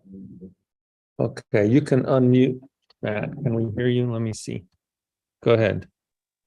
Can you hear me? Yes. Yeah. I was just thinking, thank everybody for this amazing discussion. But I was thinking specifically about the letters that I think our father was also protecting his father, maybe from our judgment, because he felt that the letters shed a very bad light on his father. And I don't think he wanted us to read that. Similarly, he didn't want us, meaning me and my two sisters, to read his opa's Tagebuch, the diary, because it was so negative about Max, which it was. Anyway, I thought that was interesting because I was thinking of those relatives that of the descendants of the perpetrators who don't want to talk to, people coming now to talk about the actions of their ancestors. And I think that our father was also had other reasons, but didn't want us to think about his father. I think that's so true, Matt. Yeah, it's true. And I think also maybe we get very stuck in the kind of the extremes of kind of, hero and victim, and that actually, our parents, we were victims in some ways, but also, I suppose what I'm trying to say is that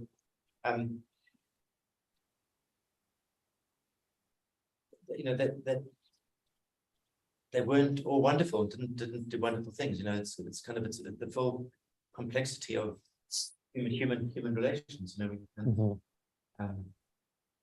It's and I think I have a sense that the Milfords and the Mendels, we carry similar weights. There's something kind of similar in what we carry from how our parents kind of lived in the world as a result of that.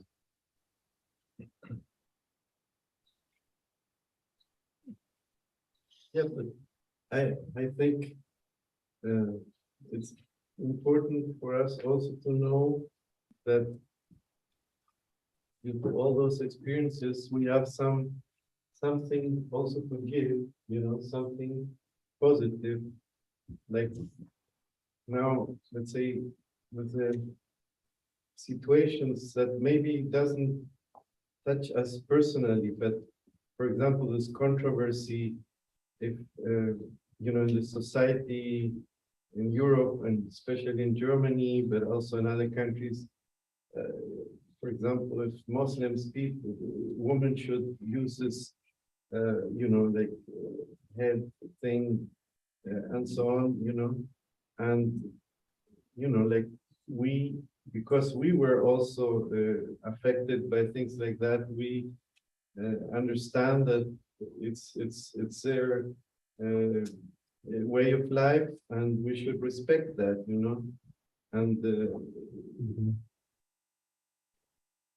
so maybe we can also give something to people, even if we are very few, but somehow we are constantly also fighting for these kind of things, which doesn't affect us personally, but we can try to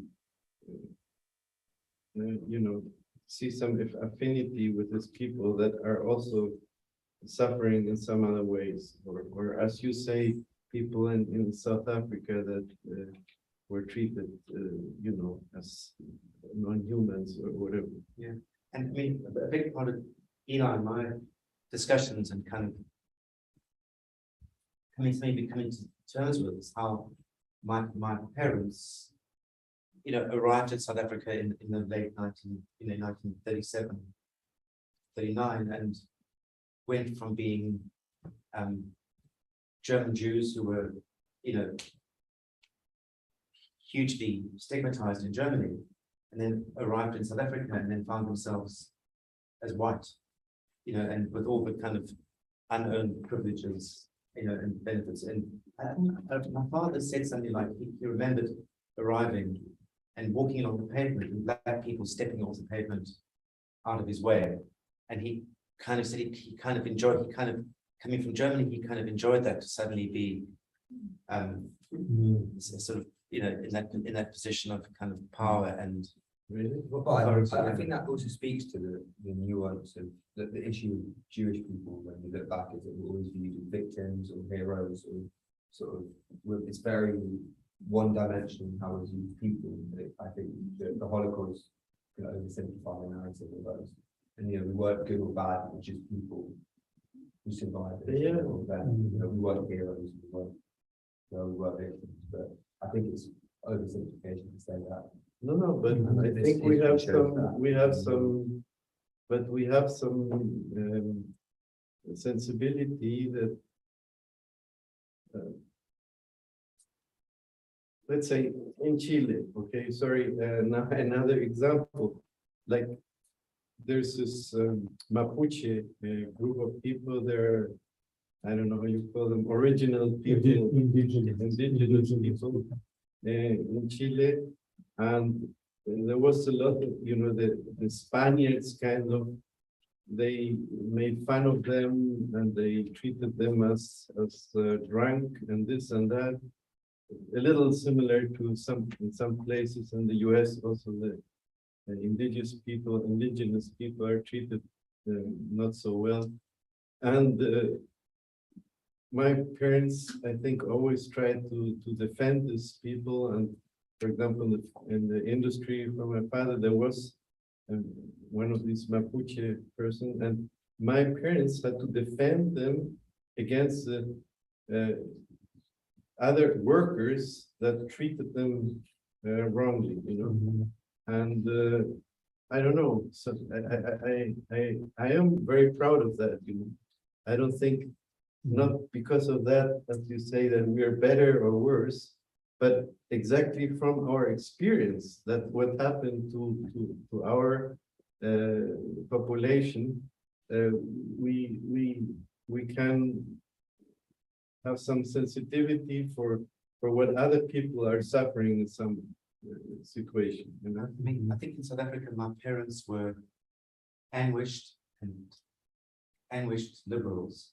Yeah. But whereas there were some Jewish people in South Africa who did a huge amount and took very. Well, it's true statistically that Yeah. out of the white people who resisted apartheid in South Africa, the majority of white people resisted it were Jewish. Although in terms of the Jewish population of South Africa, they were still a minority. If that makes sense. Yeah. But I mean, I wish I could say I'm so proud of my parents because they did these brave things to find, but that's not the case. My parents did nothing in that situation, and they felt guilty, and but but in terms of their actions in South Africa, I've got nothing to be proud of. I know that Stephen was once in jail Yeah, because he was protesting in South Africa. it's true. And then he was. What other kind of questions have you all got from the morning? Let's take a moment and sort of see what we're going to do with our last half an hour here. This is a rare opportunity.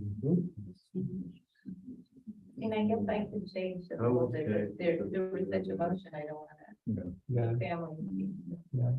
I was surprised to hear that this was the first genre of that kind of writing, because I feel like when I was going to college, I specifically wanted to study German. I had grown up in a very traditional Orthodox home and wanted to study Christianity, medieval literature, and German, because that was, I think, not what I was brought up with. And it felt like a lot of every German writer I read, from Winterbrod to others, were dealing with the German past. And the fact that it was this sort of thing, submerged thing beneath. But so it seemed to me that it was very much a part of the literature and the culture, and that it was being discussed, and that in fact German society was teaching about it in the schools. So I don't know that on an individual personal level within towns. I can completely see how that was happening, but it felt like as a kind of culture, Germany was sort of grappling with its past in a way that, other countries, including the United States, haven't. Mhm. Yeah, I think that is on the one hand accurate, but like you also, I learned about German dealing with their past in an American academic setting, where we read especially those things that were grappling with the past, whereas most of Germany was, building the economy and not grappling with the past in the West, or claiming that everybody was an anti-fascist and it was all fine. But wasn't the educational curricula itself? And so the curricula, from my experience with Germans of my generation going to the school, it was a lot of box checking. Yeah, this week we did this and we went to the concentration camp, not to demean any of that, but I think a lot of that was sort of pro forma in some ways. But Germany is a model of the state helping to build a kind of responsible memory culture. But it kind of goes in waves, the first big moment of sort of self-reflection comes with the Auschwitz trials in the 1960s. Here, then there's important exceptional voices like Joseph Osterberg or first of all sort of big formal literary voices who are dealing with things, but that's really kind of at an elite level in a lot of ways. In the 80s, there's a huge fight among academic historians about whether the Holocaust is singular or not, and if we compare to other genocides and other kinds of oppression.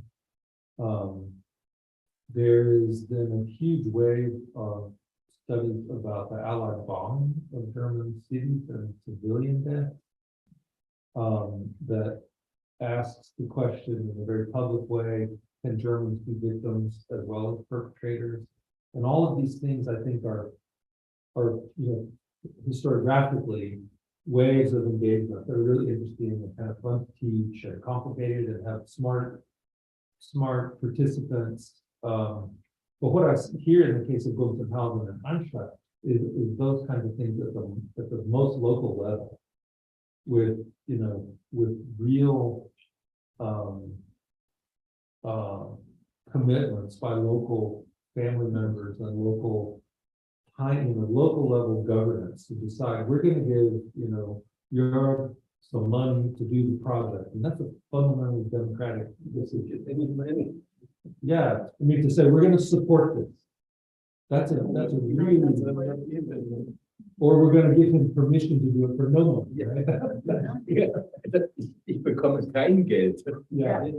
So this I think the difference between sort of the things that we read in college of the Germans are doing with the past and the real hands-on The dangerous things, for example, people like Martin Walser, that he is like, it's enough now and we don't have to talk more about the stuff. And okay, the whole AfD and political parties that say that, like, let's go now on to the next phase and forget about all this. Yeah, I think the history work and the school curricular work and education in Germany allows people here in the public sphere to argue smartly against that kind of either sort of relativization that the AfD comes with, the far right comes with, and to argue against, a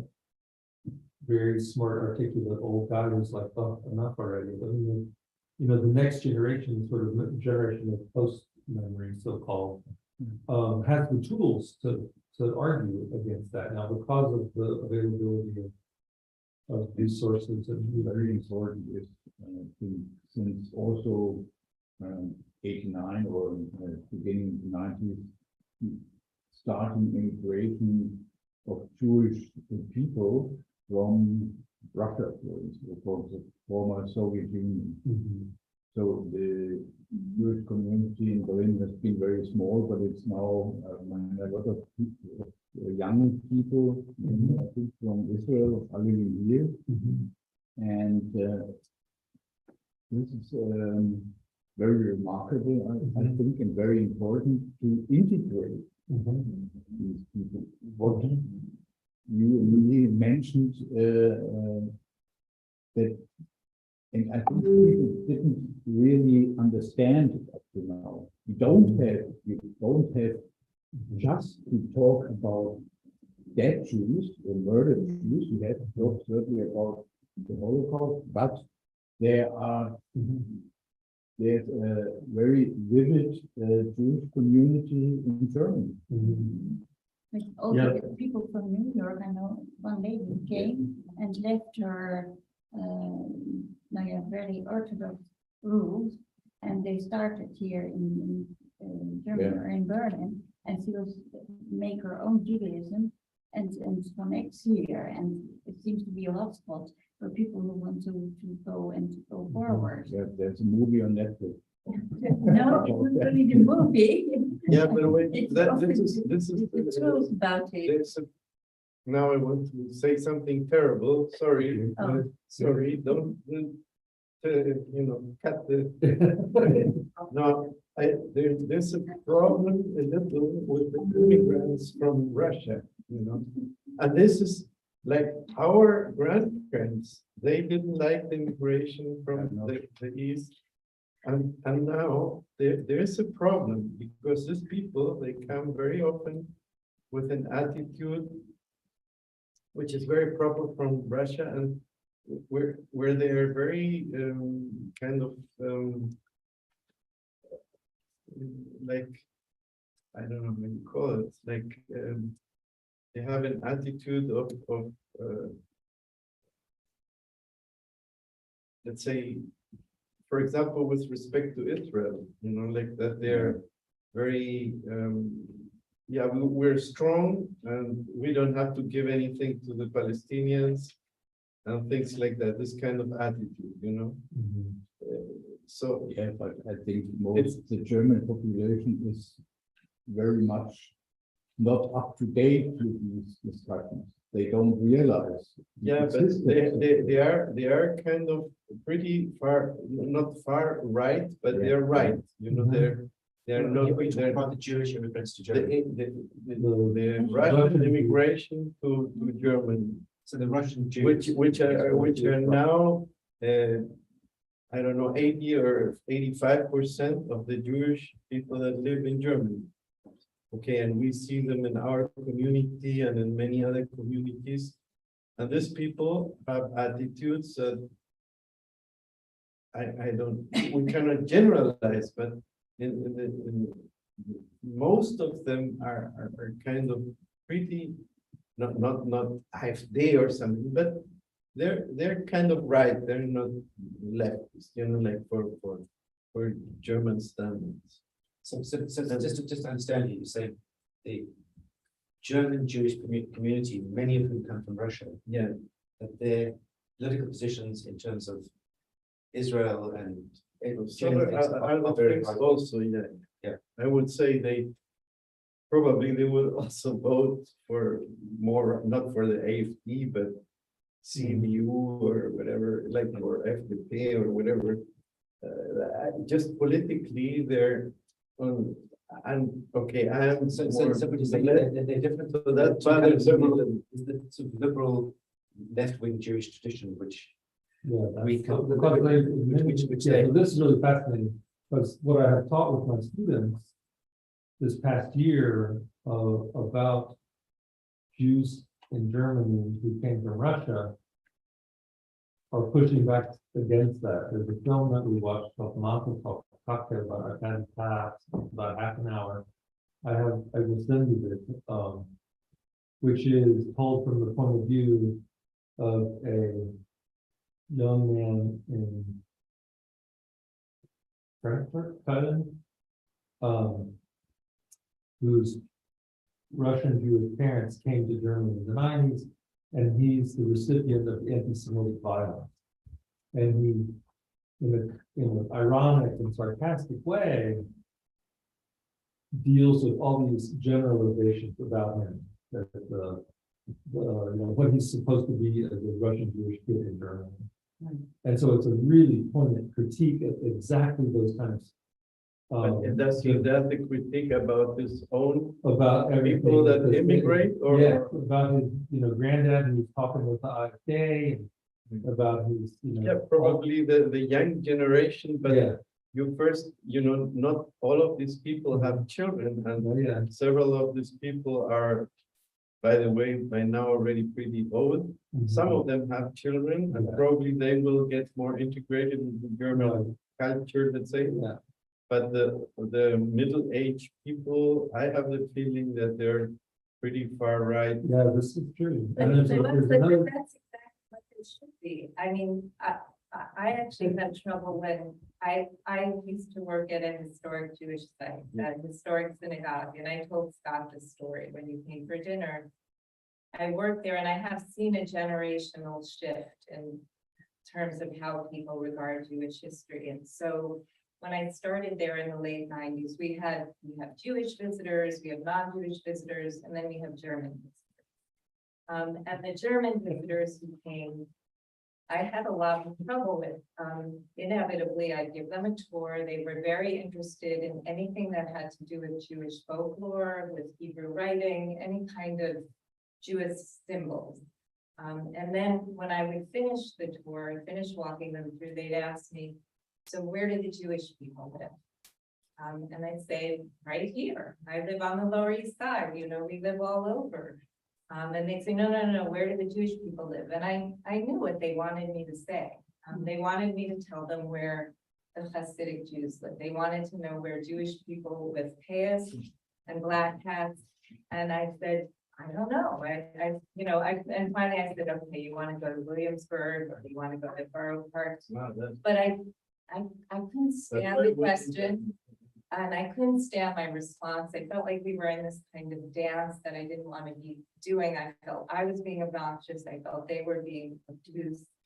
And, but it was, they wanted their Jew a certain way. And I feel like you're saying you want your Jew left. Jews are complicated. Jews Yeah, are right, exactly. Jews have left wing, Jews are, all over the place. That's something that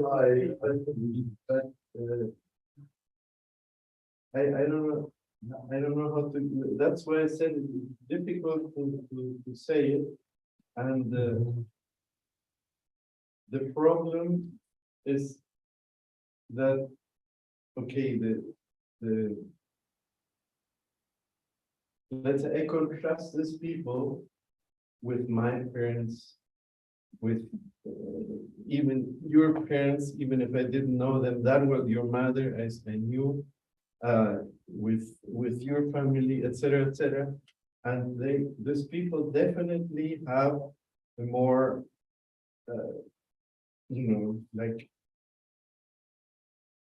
yeah, for example, yeah, several of them will tell me very openly, yeah, who cares about the Palestinians, or who cares about this or that, and makes me mad, so in some sense, like they're brought up in Russia with this attitude, this Russian oligarchy way of thinking, with who cares about Chechnya and whatever, and now Ukraine, and and this attitude, which now they're quiet with the situation, because they know that, but in many things, they were, at least when they arrived in the first 10 years, I got all that. I have families that came here. I took some families to my home and stuff like that.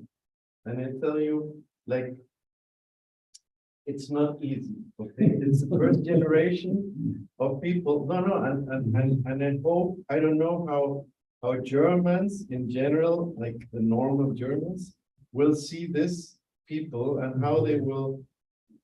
I don't Say- think they'll see them as distinctly as you see them, unfortunately. I actually don't think they'll differentiate in the way that you're able to differentiate, unfortunately, unless, I Look, think. you will only see, 90% of the Jews in this moment in Germany are, okay, now there's a big immigration also from Israel, especially here in the city. Yeah.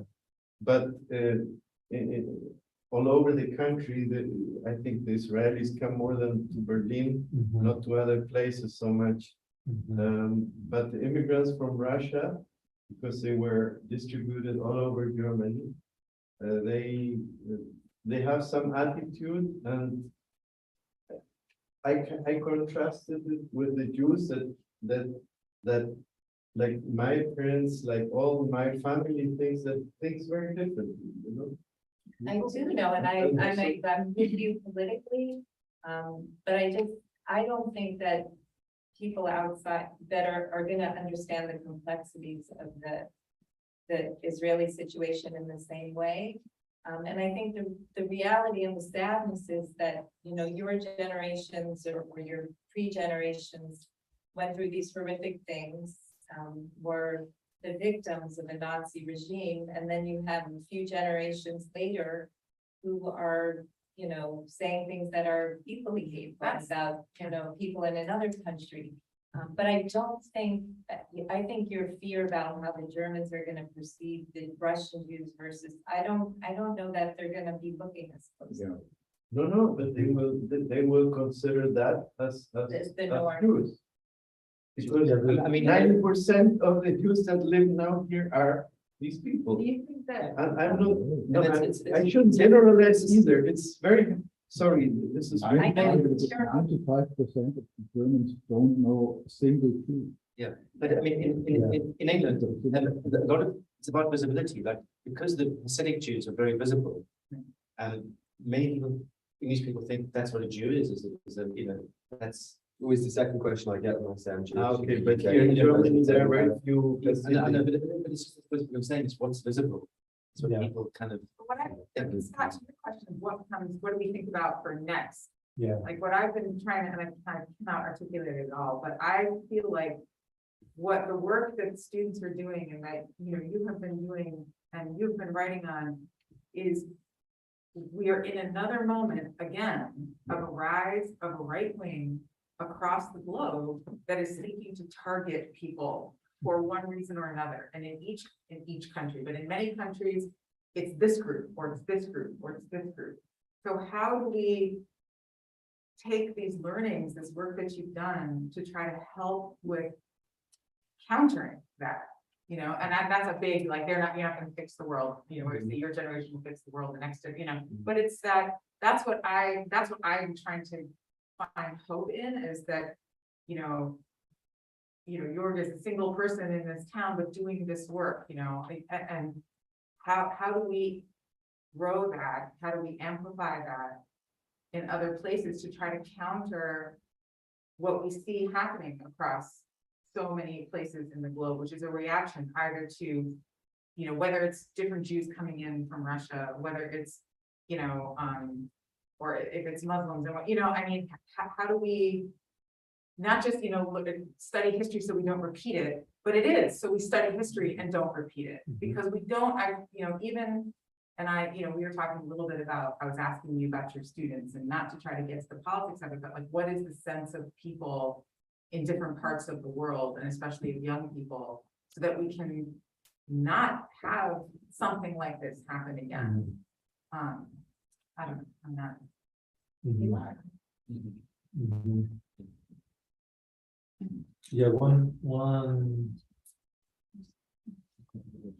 think one aspect of the rise of authoritarianism in the West that is in common is anti-Semitism as an other.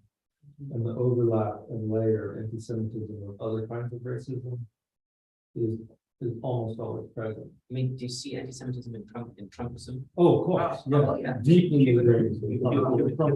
But it's combined with an admiration for Israel. Which is all about power. It's all about power, yeah. Yeah.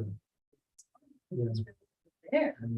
that's where the. And that has to do with Christian nationalism as Yeah. well, and things like that. So I think understanding the dynamic. That and can history of- keep very fast, that can keep very fast. Yeah, I mean, Miriam was trying to say something. yeah, go ahead.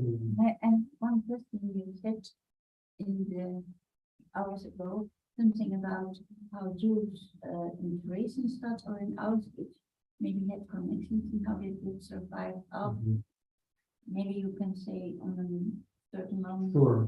or- Yeah, so we know, this is to step back a little bit, the kind of archive that we have is in some ways representative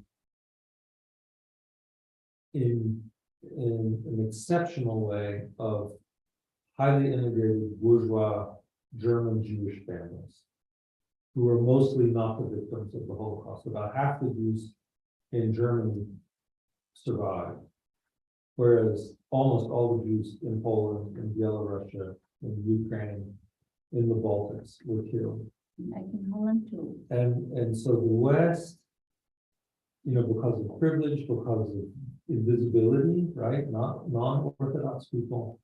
Much of what we know, it doesn't represent the Holocaust, the Shoah in lots of ways. And Auschwitz in particular, and Theresienstadt in particular, at different times were places where integrated, educated German Jews were sent, and mostly killed was sent, but not exclusively. And because of the way of Auschwitz was the most western camp of the death camp complex in the Generalgouvernement in this occupied Poland, and had a very big system of work camps.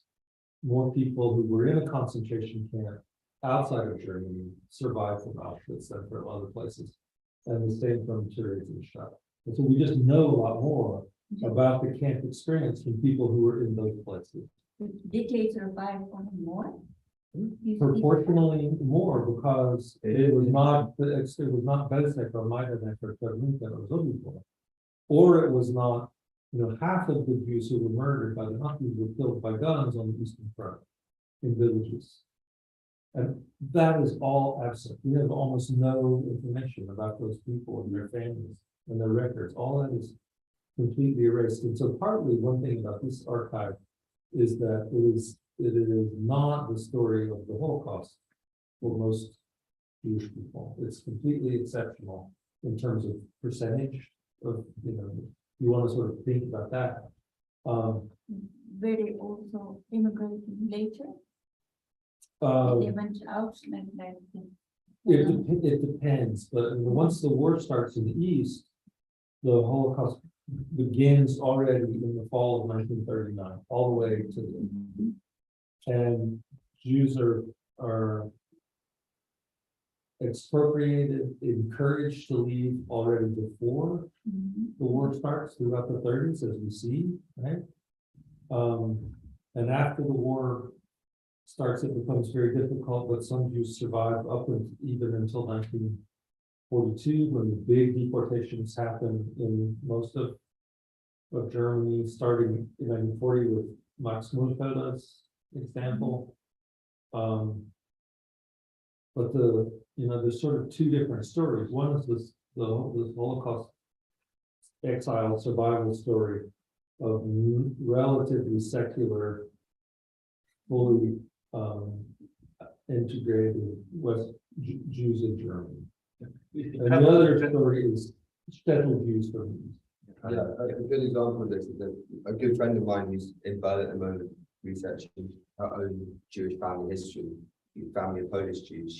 Her grandfather came to New York and his entire family were killed. She has one name that she knows that she's researching, whereas we have hundreds of thousands of letters, documents, and photos. Yes. It's sort of a blessing and curse having this huge burden in our life, but I'd much rather have it this way around than knowing Yeah. nothing. I mean, our parents, like, as well, they traveled with a lot of paper.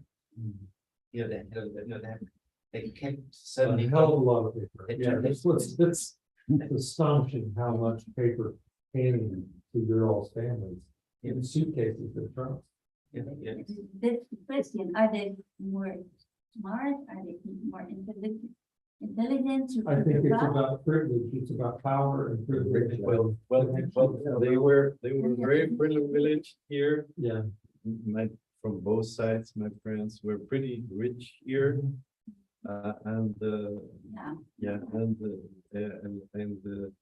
they had to bribe people, they had to do all kind of tricks to get out and to get a visa and pay for the visa and this and that. And the people that went to the US, they had to be even more privileged somehow to get soon those 10,000 visas or whatever that the US would give. Yeah. So they were evidently privileged people, you know. Yeah. So there's a character in South Africa called Heinrich Daniel. There's a character in South Africa. There's a person called Heinrich Daniel. Who was a distant relative, and he was a stockbroker in Johannesburg. And he was, I think, quite wealthy. And he put up, because in order to come to South Africa, everyone had to put up £100. That they had to pay £100. And he did that for a lot of relatives. And I just Googled what was £100 in 1936 to its value now, and it's £15,000 today. You know, so Heinrich Daniel was spending a lot of money on you know, so he put up the money for Fritz Brawl, for my father, for Dr. Bo, you know, I think there are a lot of relatives who Heinrich Daniel sort of got Pay the deposit. Pay the on their deposit. lives, right? yeah, pay the deposit to kind of allow South Africa. Yeah. But then apparently he didn't leave any money to the family when he died. Good for him. He I would didn't- say good for him. But there's also kind of But why did he pick your family and not some other? because he was a distant, he was a relative. And the menus are very special. Yeah, this is. Go ahead. Is this an answer on the question why they kept all these papers? Yeah. I don't know, why did they do it? Yes, The others, they memories. don't, most Jewish families I know, they don't have anything. So, I mean, it's a double question. Why did they keep them? Yes. And why didn't they tell us about them? And why did they not? Yeah, so it's the next generation who has access in some ways. Yeah. Absolutely. I mean, Why did you did- know, why did- Kate, growing up about all those boxes of papers from your dad when he was still around? No, I didn't. I knew about the photo albums and I looked at the photo Yeah. albums. But I didn't know. They I mean, kept after the she died, papers it's so because they soft. didn't want to talk about it, but they wanted you to read it. I have a theory about the documentation too. It's Uh-huh. a bit of a half-baked theory, but I think that my understanding is for Jews to live in Germany with any sort of ability to travel, starting back In in the I guess, 18th the fourteen century, hundreds or whatever. It was important for them to be able to document their Mhm. existence over Right. time. It was important to be able to say, we've been in this town since they have to show a family tree. So my half-baked theory is that our families, those generations, partly were thinking like, I'm gonna leave a record.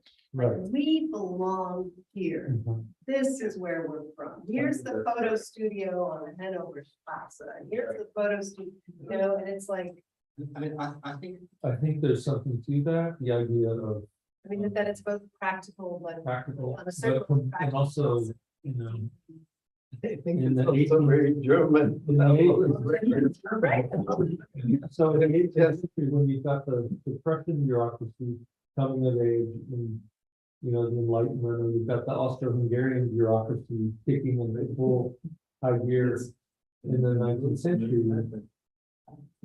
You demonstrate your value and existence through official papers, right? All those stamps and all that documentation. I think in my father's case, a lot of maybe wanted to, because there's a lot of stuff kept of his different attempts to, this whole stack of letters about trying to get his parents into Northern Rhodesia and trying to eventually, he secured permission for them to go to St. Helena, you know, St. Helena, the tiny island, where Napoleon was held, in the middle of the Atlantic, it was the last, you know, kind of attempt. In 1939, he did finally get permission for them, but then they didn't want to go to St. Helena, which is what I could do. Oh. But I mean, but I think it's almost like to show evidence that he tried. I think it was like to hold, you know, kind of, he wanted to show that we kept, he wanted to sort of like keeping proof that he did try to get them out. And it's also his last, it's not a relic, but it's the one step, Yeah. right? It's like the last Mhm, evidence of his relationship too, not just mhm, guilt assuaging, but maybe also mhm. relationship remembering, right? It's like they're gone. So Mhm. now. We had at home also Yeah. an archive. Matt, go ahead. Yeah, I'm just thinking about that question of records, and I think that another reason is that I think Tony, our grandmother, loved Germany. I mean, she loved Germany, and she loved her life in Germany, and she talked about her family to me when I was a boy all the time. I don't remember the stories, and it's also that makes it sort of ironic and particularly sad that she was alienated from parts of the family, the Mendels, who were here when she was in the United States. But she loved Germany and she loved her life there. And I think she just exalted it. And I think she wanted a record of that happiness. Mhm. Well, I think that touched on the exact fact that something that I grappled with a lot of this archive was coming in terms of my Jewish identity, but realizing by researching it that a lot of things that I thought were Jewish, like my father's love for nude swimming, cafe was actually German, not Jewish. And so much about being so integrated that we actually, our family didn't really consider themselves Jewish until they were persecuted for being Jewish. Before that, they were German. Germans, right, yeah. And I think a lot of the difficulty in understanding what happened after is because they didn't understand their identity because of that dynamic. Mhm. Mhm. Yeah, there's that sort of cliche that there's, you know, more better Germans than Jewish Germans. Yeah, absolutely. And I think as my mother got older, and as my mother got older, she, you know, became in some ways, she embraced German, she became more German, embraced her Germanness, and she sort of, I mean, she sort of, it's turned out she joined some German reading group, and then as she got older, the kind of teacher in this German reading group used to come to visit her in the home and read German literature with her, you know, so she sort of, had a kind of return to German. I think she loved the language. Right. I think that's the culture clash that you're getting at with Russian Jewish people in Oh, my Germany. mother, in the last years, she died now 2 months ago. The last years, she was talking, she was having problems with memory. She talked to my father and to me in German, and even to the, she was, was 95 years old.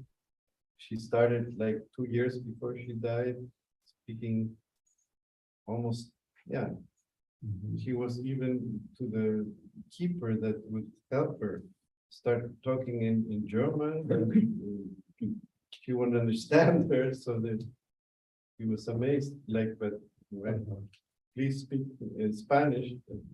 It was and because when it's like the language you grew up with until you're 12, 13 years old. And I think that's leading me, you know, it's because I can't speak German.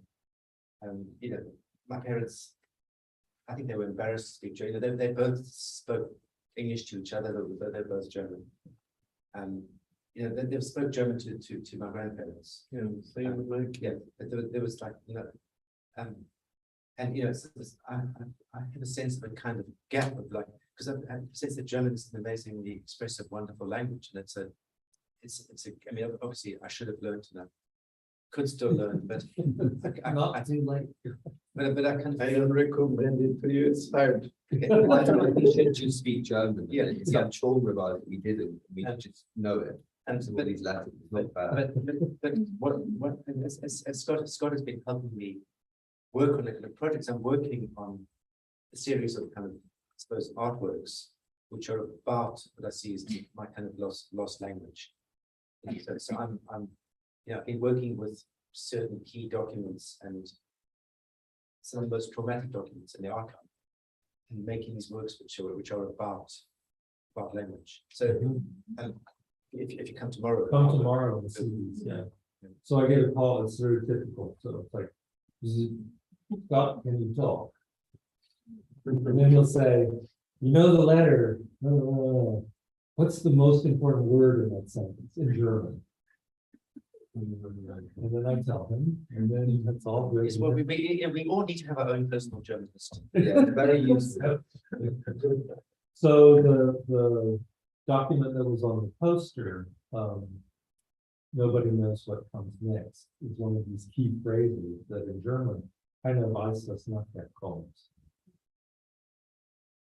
But carries all this weight now, right? I mean, that phrase that Gideon read in English and then wanted to know what it is in German, that becomes the kind of talisman in some ways for this project that is tragic, you know, is deeply a kind of traumatic sentence. That now is a sort of an admonition in a way. In German, it sounds more deeply, it Yeah. sounds that just the war is there and what's happening afterwards. So if you translate it directly to that, then it's very scary. And it's not to go, oh, what's coming and so it's No. going on, it is coming for what's going to happen. Right. Aber was comes next for the archive? Yeah, so was kommt danach für das Archiv? Thomas, we're out of time. Tell us what comes next from your very practical point of view as someone deeply involved in the world of publishing and public history. Yeah, but we're here. This is what we talked about. You could imagine an exhibition. One thing that is going to happen to the archive, from my point of view, is in the academy, is that this needs to be preserved in the proper place. So that would be the Beck Institute, or the archive of Denham, or things. So it's easy to predict what should happen to all the paper because we have protocols for that. And I met last week with Frank Mecklenburg, the senior historian at the Leo Beck Institute in New York, and who knows Thomas and knows Europe.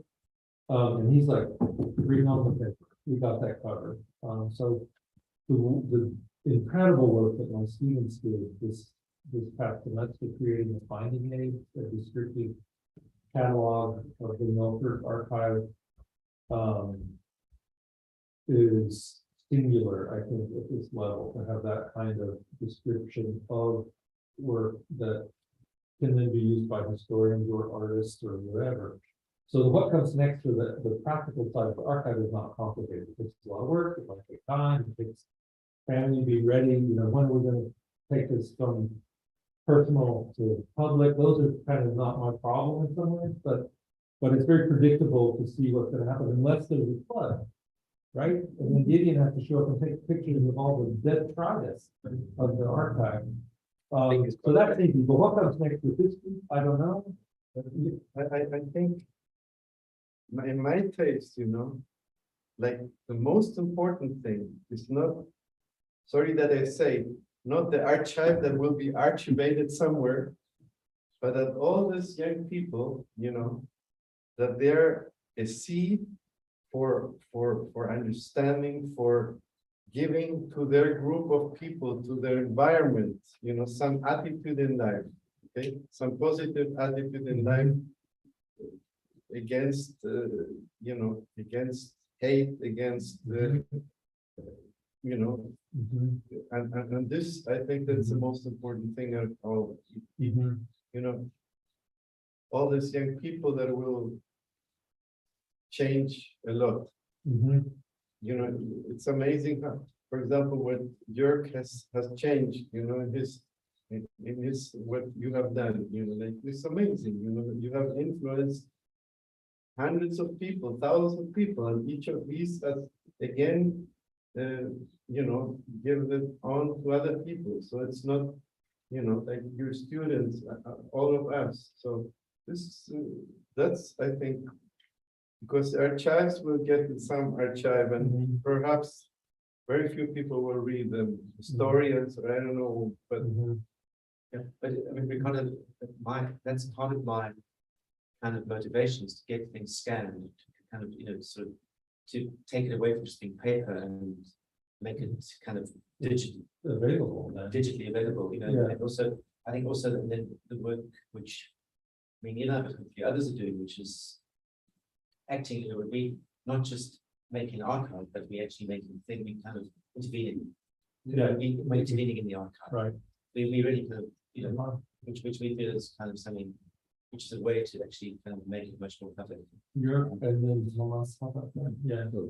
Wenn ich jetzt richtig verstehe und folgen kann, geht es darum, was noch kommen kann nach dem Projekt. Ja, nicht nur was noch kommen. Ja, genau. Also verschiedene. Genau, zusammen. What kind of things coming? Man sagt, wir sagen auf Deutsch, das Leben ist kein Ponyhof, aber ich wünsche mir etwas. Das Leben ist kein Ponyhof. Now, how to translate that?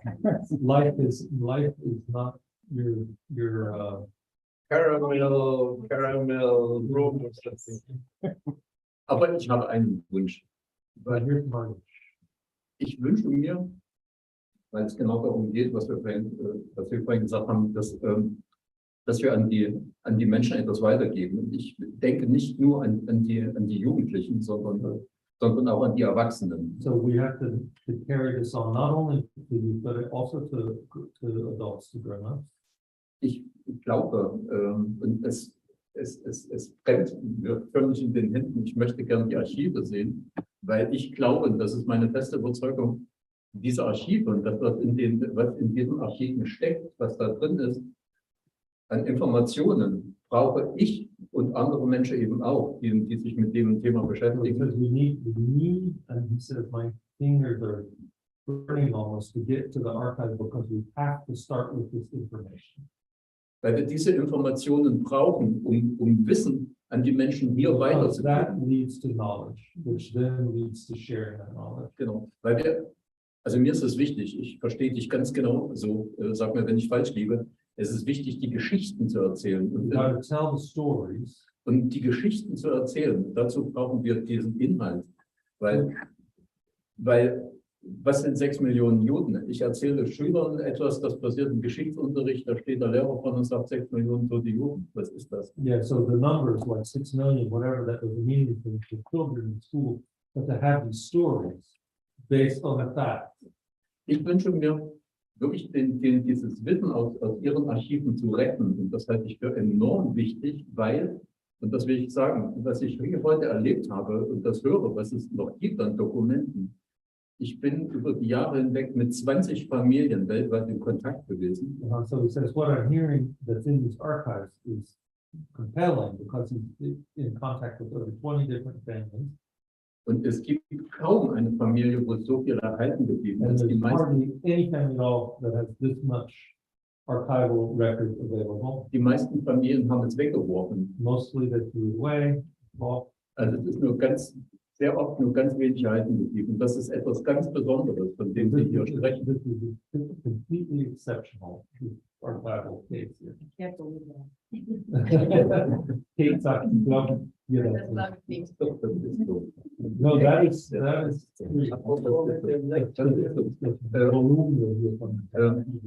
Ich wünsche mir eigentlich, wenn hier 3 Künstler im Raum sind, wünsche ich mir die eigentlich am authentischen Ort. Und dort am So authentischen you Ort, want the artists to dig into the authentic places. nämlich in Arnstadt zum Beispiel, Kunst zu schaffen Come to Arnstadt and make art. und nach außen zu strahlen, also den Menschen das auch zu zeigen, eben nicht nur über tote Juden zu sprechen oder über Ermordete, sondern über Kultur zu sprechen, die jetzt da ist. And so not only to talk about Jews who've been murdered, but to talk about culture now emanating from these stories. Ich kann mir gut vorstellen, eine Ausstellung zu machen, was weiß ich, mit deinen Fotos gern oder mit Eli Because I oder can imagine an exhibition here in Arnstadt with your photos and with your creative work. und vielleicht kann man sogar noch so weit gehen, wir haben darüber schon gesprochen, wäre es nicht, zu sagen, okay, wenn ihr kommen würdet, um in Arnstadt Kultur zu schaffen, warum nicht mit Schülern gemeinsam? And if Weil you're going to come and make art in Arnstadt, then you do it with our students there, our pupils in the schools. Weil du hast recht, wenn du sagst, die wenigsten Deutschen kennen einen Juden. Und plötzlich ist da etwas. Meine Söhne, ich habe Zwillinge, die sind 25, wurden in der Schule gefragt, wer kennt hier einen Juden? Und die Lehrerin war sich ganz sicher, keiner. Yeah, so he said his kids, when boys who are 25 now were asking school, once, does anybody know any Jews? Und meine Söhne haben sich gemeldet, doch wir. And they were the only ones. Und die Lehrerin hat das nicht geglaubt. And she Aber didn't believe it. ja, genau. I mean, I don't want to speak for Eli. Go ahead. Please don't. We can all continue. I'll continue to speak to you. But I mean, I can imagine, Eli, when we were doing the residency on Silk Island, Eli began making chalk animations on significant buildings. You'll maybe see some tomorrow, but I could imagine it'd be wonderful to work in Einstein. Am I speaking terribly on your behalf? And embarrassing, well, it's too late now. So. Yeah, I think that the opportunity of bringing this sort of, creative project awareness to places is good. Ich kann mir auch vorstellen, dann, dass die These Studenten. guys have a lot of work to do to support that. Ja. Ja, also also in meinem Kopf ist schon, dass ich sage, weil das geht, ich arbeite bei der Stadt, ich kann das Amstädter Theater mieten. And so he says the logistics are no problem. He can already book the theater. So. Wir können dort dieses Projekt vorstellen, also mit einer großen Leinwand und dass die Menschen dazu Come to Arnstadt and that will happen. It's basically what's happening here. You tell us what you're trying to say something. Well, I think I can connect to what you mentioned. First, I think we need to have a documentary on what is happening, which is very important, I think. We have to write it down and we have to put in photographs and pictures in this book or on this website, which I think is very important. And your students, young people, you have to continue your work. Absolutely. It's very, very important because this is my main point. I personally am haunted by the phenomenon of vanishing. I think we are living in a culture where a lot of things are right now vanishing. They disappear. I think it's from legal, Julien des Verschwindens. What is it in English? The layer of disappearance, the Julien. Yeah, the different layers of disappearance. Julien is Rachegöttinnen oder die. Oh, yeah, the fury. Yeah, so the damnation of disappearance. Damnation. It might be my personal, I don't know.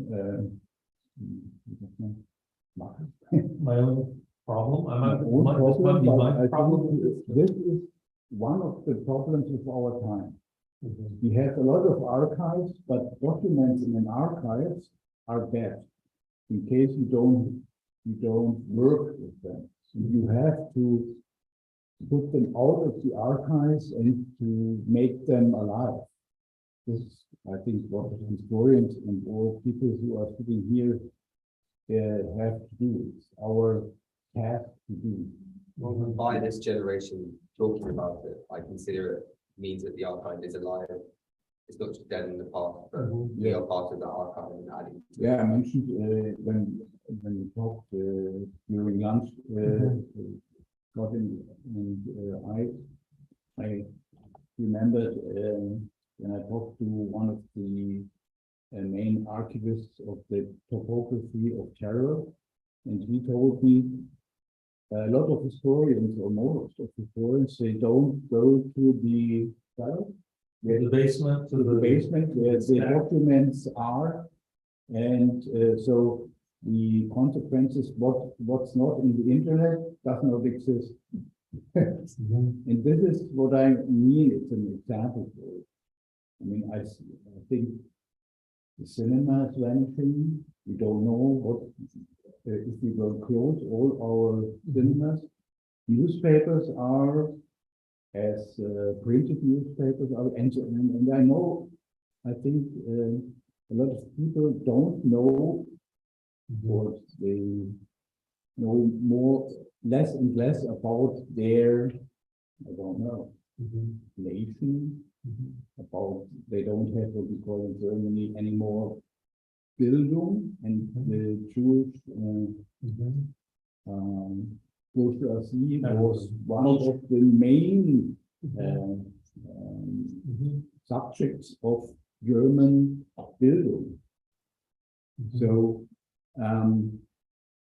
how can we deal to fight against these theories of disappearance?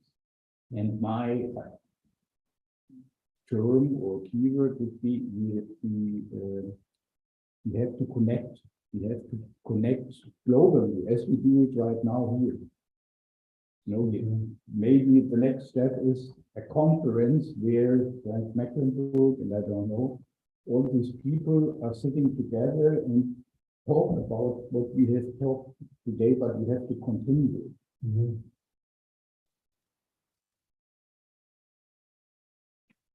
Okay, get to work. Can I say something? Get to work. No, I just want to say, just huge appreciation to students for your time and your work in this. I think, and I can just see you've made connections which are going to have huge impacts for us. But I think I have to also just, I think honestly, kind of explain that. I think for me, maybe I won't speak for yellow, but I think for me, it was also a discomfort this morning. And I think it's this sort of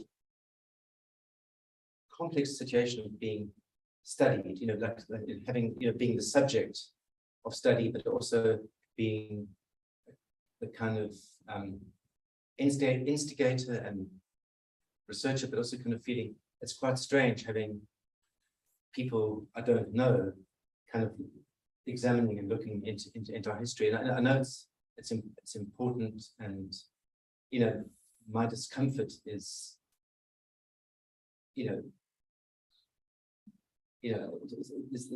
I actually want it to happen, but I just I think it's important to understand that it's not always like comfortable or easy position to be in, and it's kind of to be part of this and to be a partner and to engage. And I think for many archivists and kind of many archives get handed to an archive. A family will deliver, will dump a whole lot of paper at the Leerbeck Institute and say, okay, well, here it is. But I think the fact that we are investigating our own archive is sometimes like quite a painful journey. So it was, I think some ways quite painful this morning. But thank you so much for that. Any last words from the student generation, or the student family? person, Laura, you're kind of. Laura is the intersection of all the babies here. I'm looking at it. I don't have many words. I'm just very thankful to be here. I've appreciated that even if I wasn't here, this is still something that was gonna happen. And I know Gideon, you were saying that it's weird to be the subject, and it is, but I also really appreciate that there are people that have no connection to this that still care so much. So I don't know, it's weird and it's amazing, and I just feel really, really thankful for everything this has been and how much it's gonna become. So just thank you, everyone. Thank you, all of you. Thank you, Denham. Thank you for being here, all of you, especially Björn. Thank you for coming. Yeah, I just feel full of like gratefulness and appreciation every single day. And it's amazing being here with family and people that care so much. That's all. Thank you. We got things to do. You all have to go to the gallery. What's the time? 5:25. Relaxed, it's an easy cycle. The events tomorrow are gonna be amazing. So there's a reception, we'll see what these books hang on the wall. Gideon will tell a bit about his work. Eli will present his work.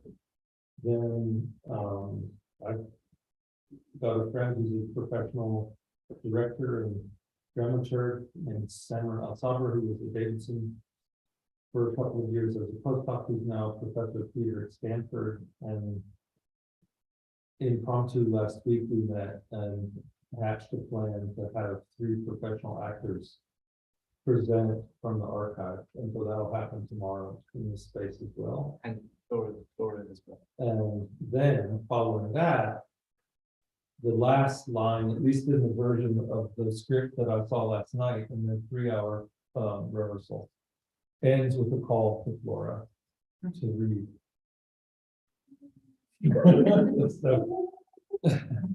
So that'll be the sequence tomorrow. I'm really excited about this creative work that's happening here now, but this kind of creative work can be a model for other places, I think. Anyway, so 2 o'clock at the Arco on the Professionstrasse tomorrow. Thanks, everybody. And We have to go out to get, I have to escort you all out the door.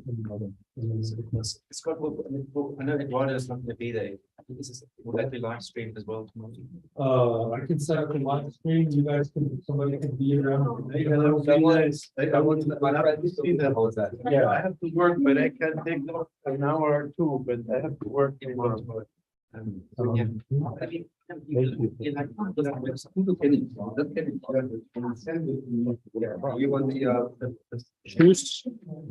Bye, Matt. I'm gonna turn off now.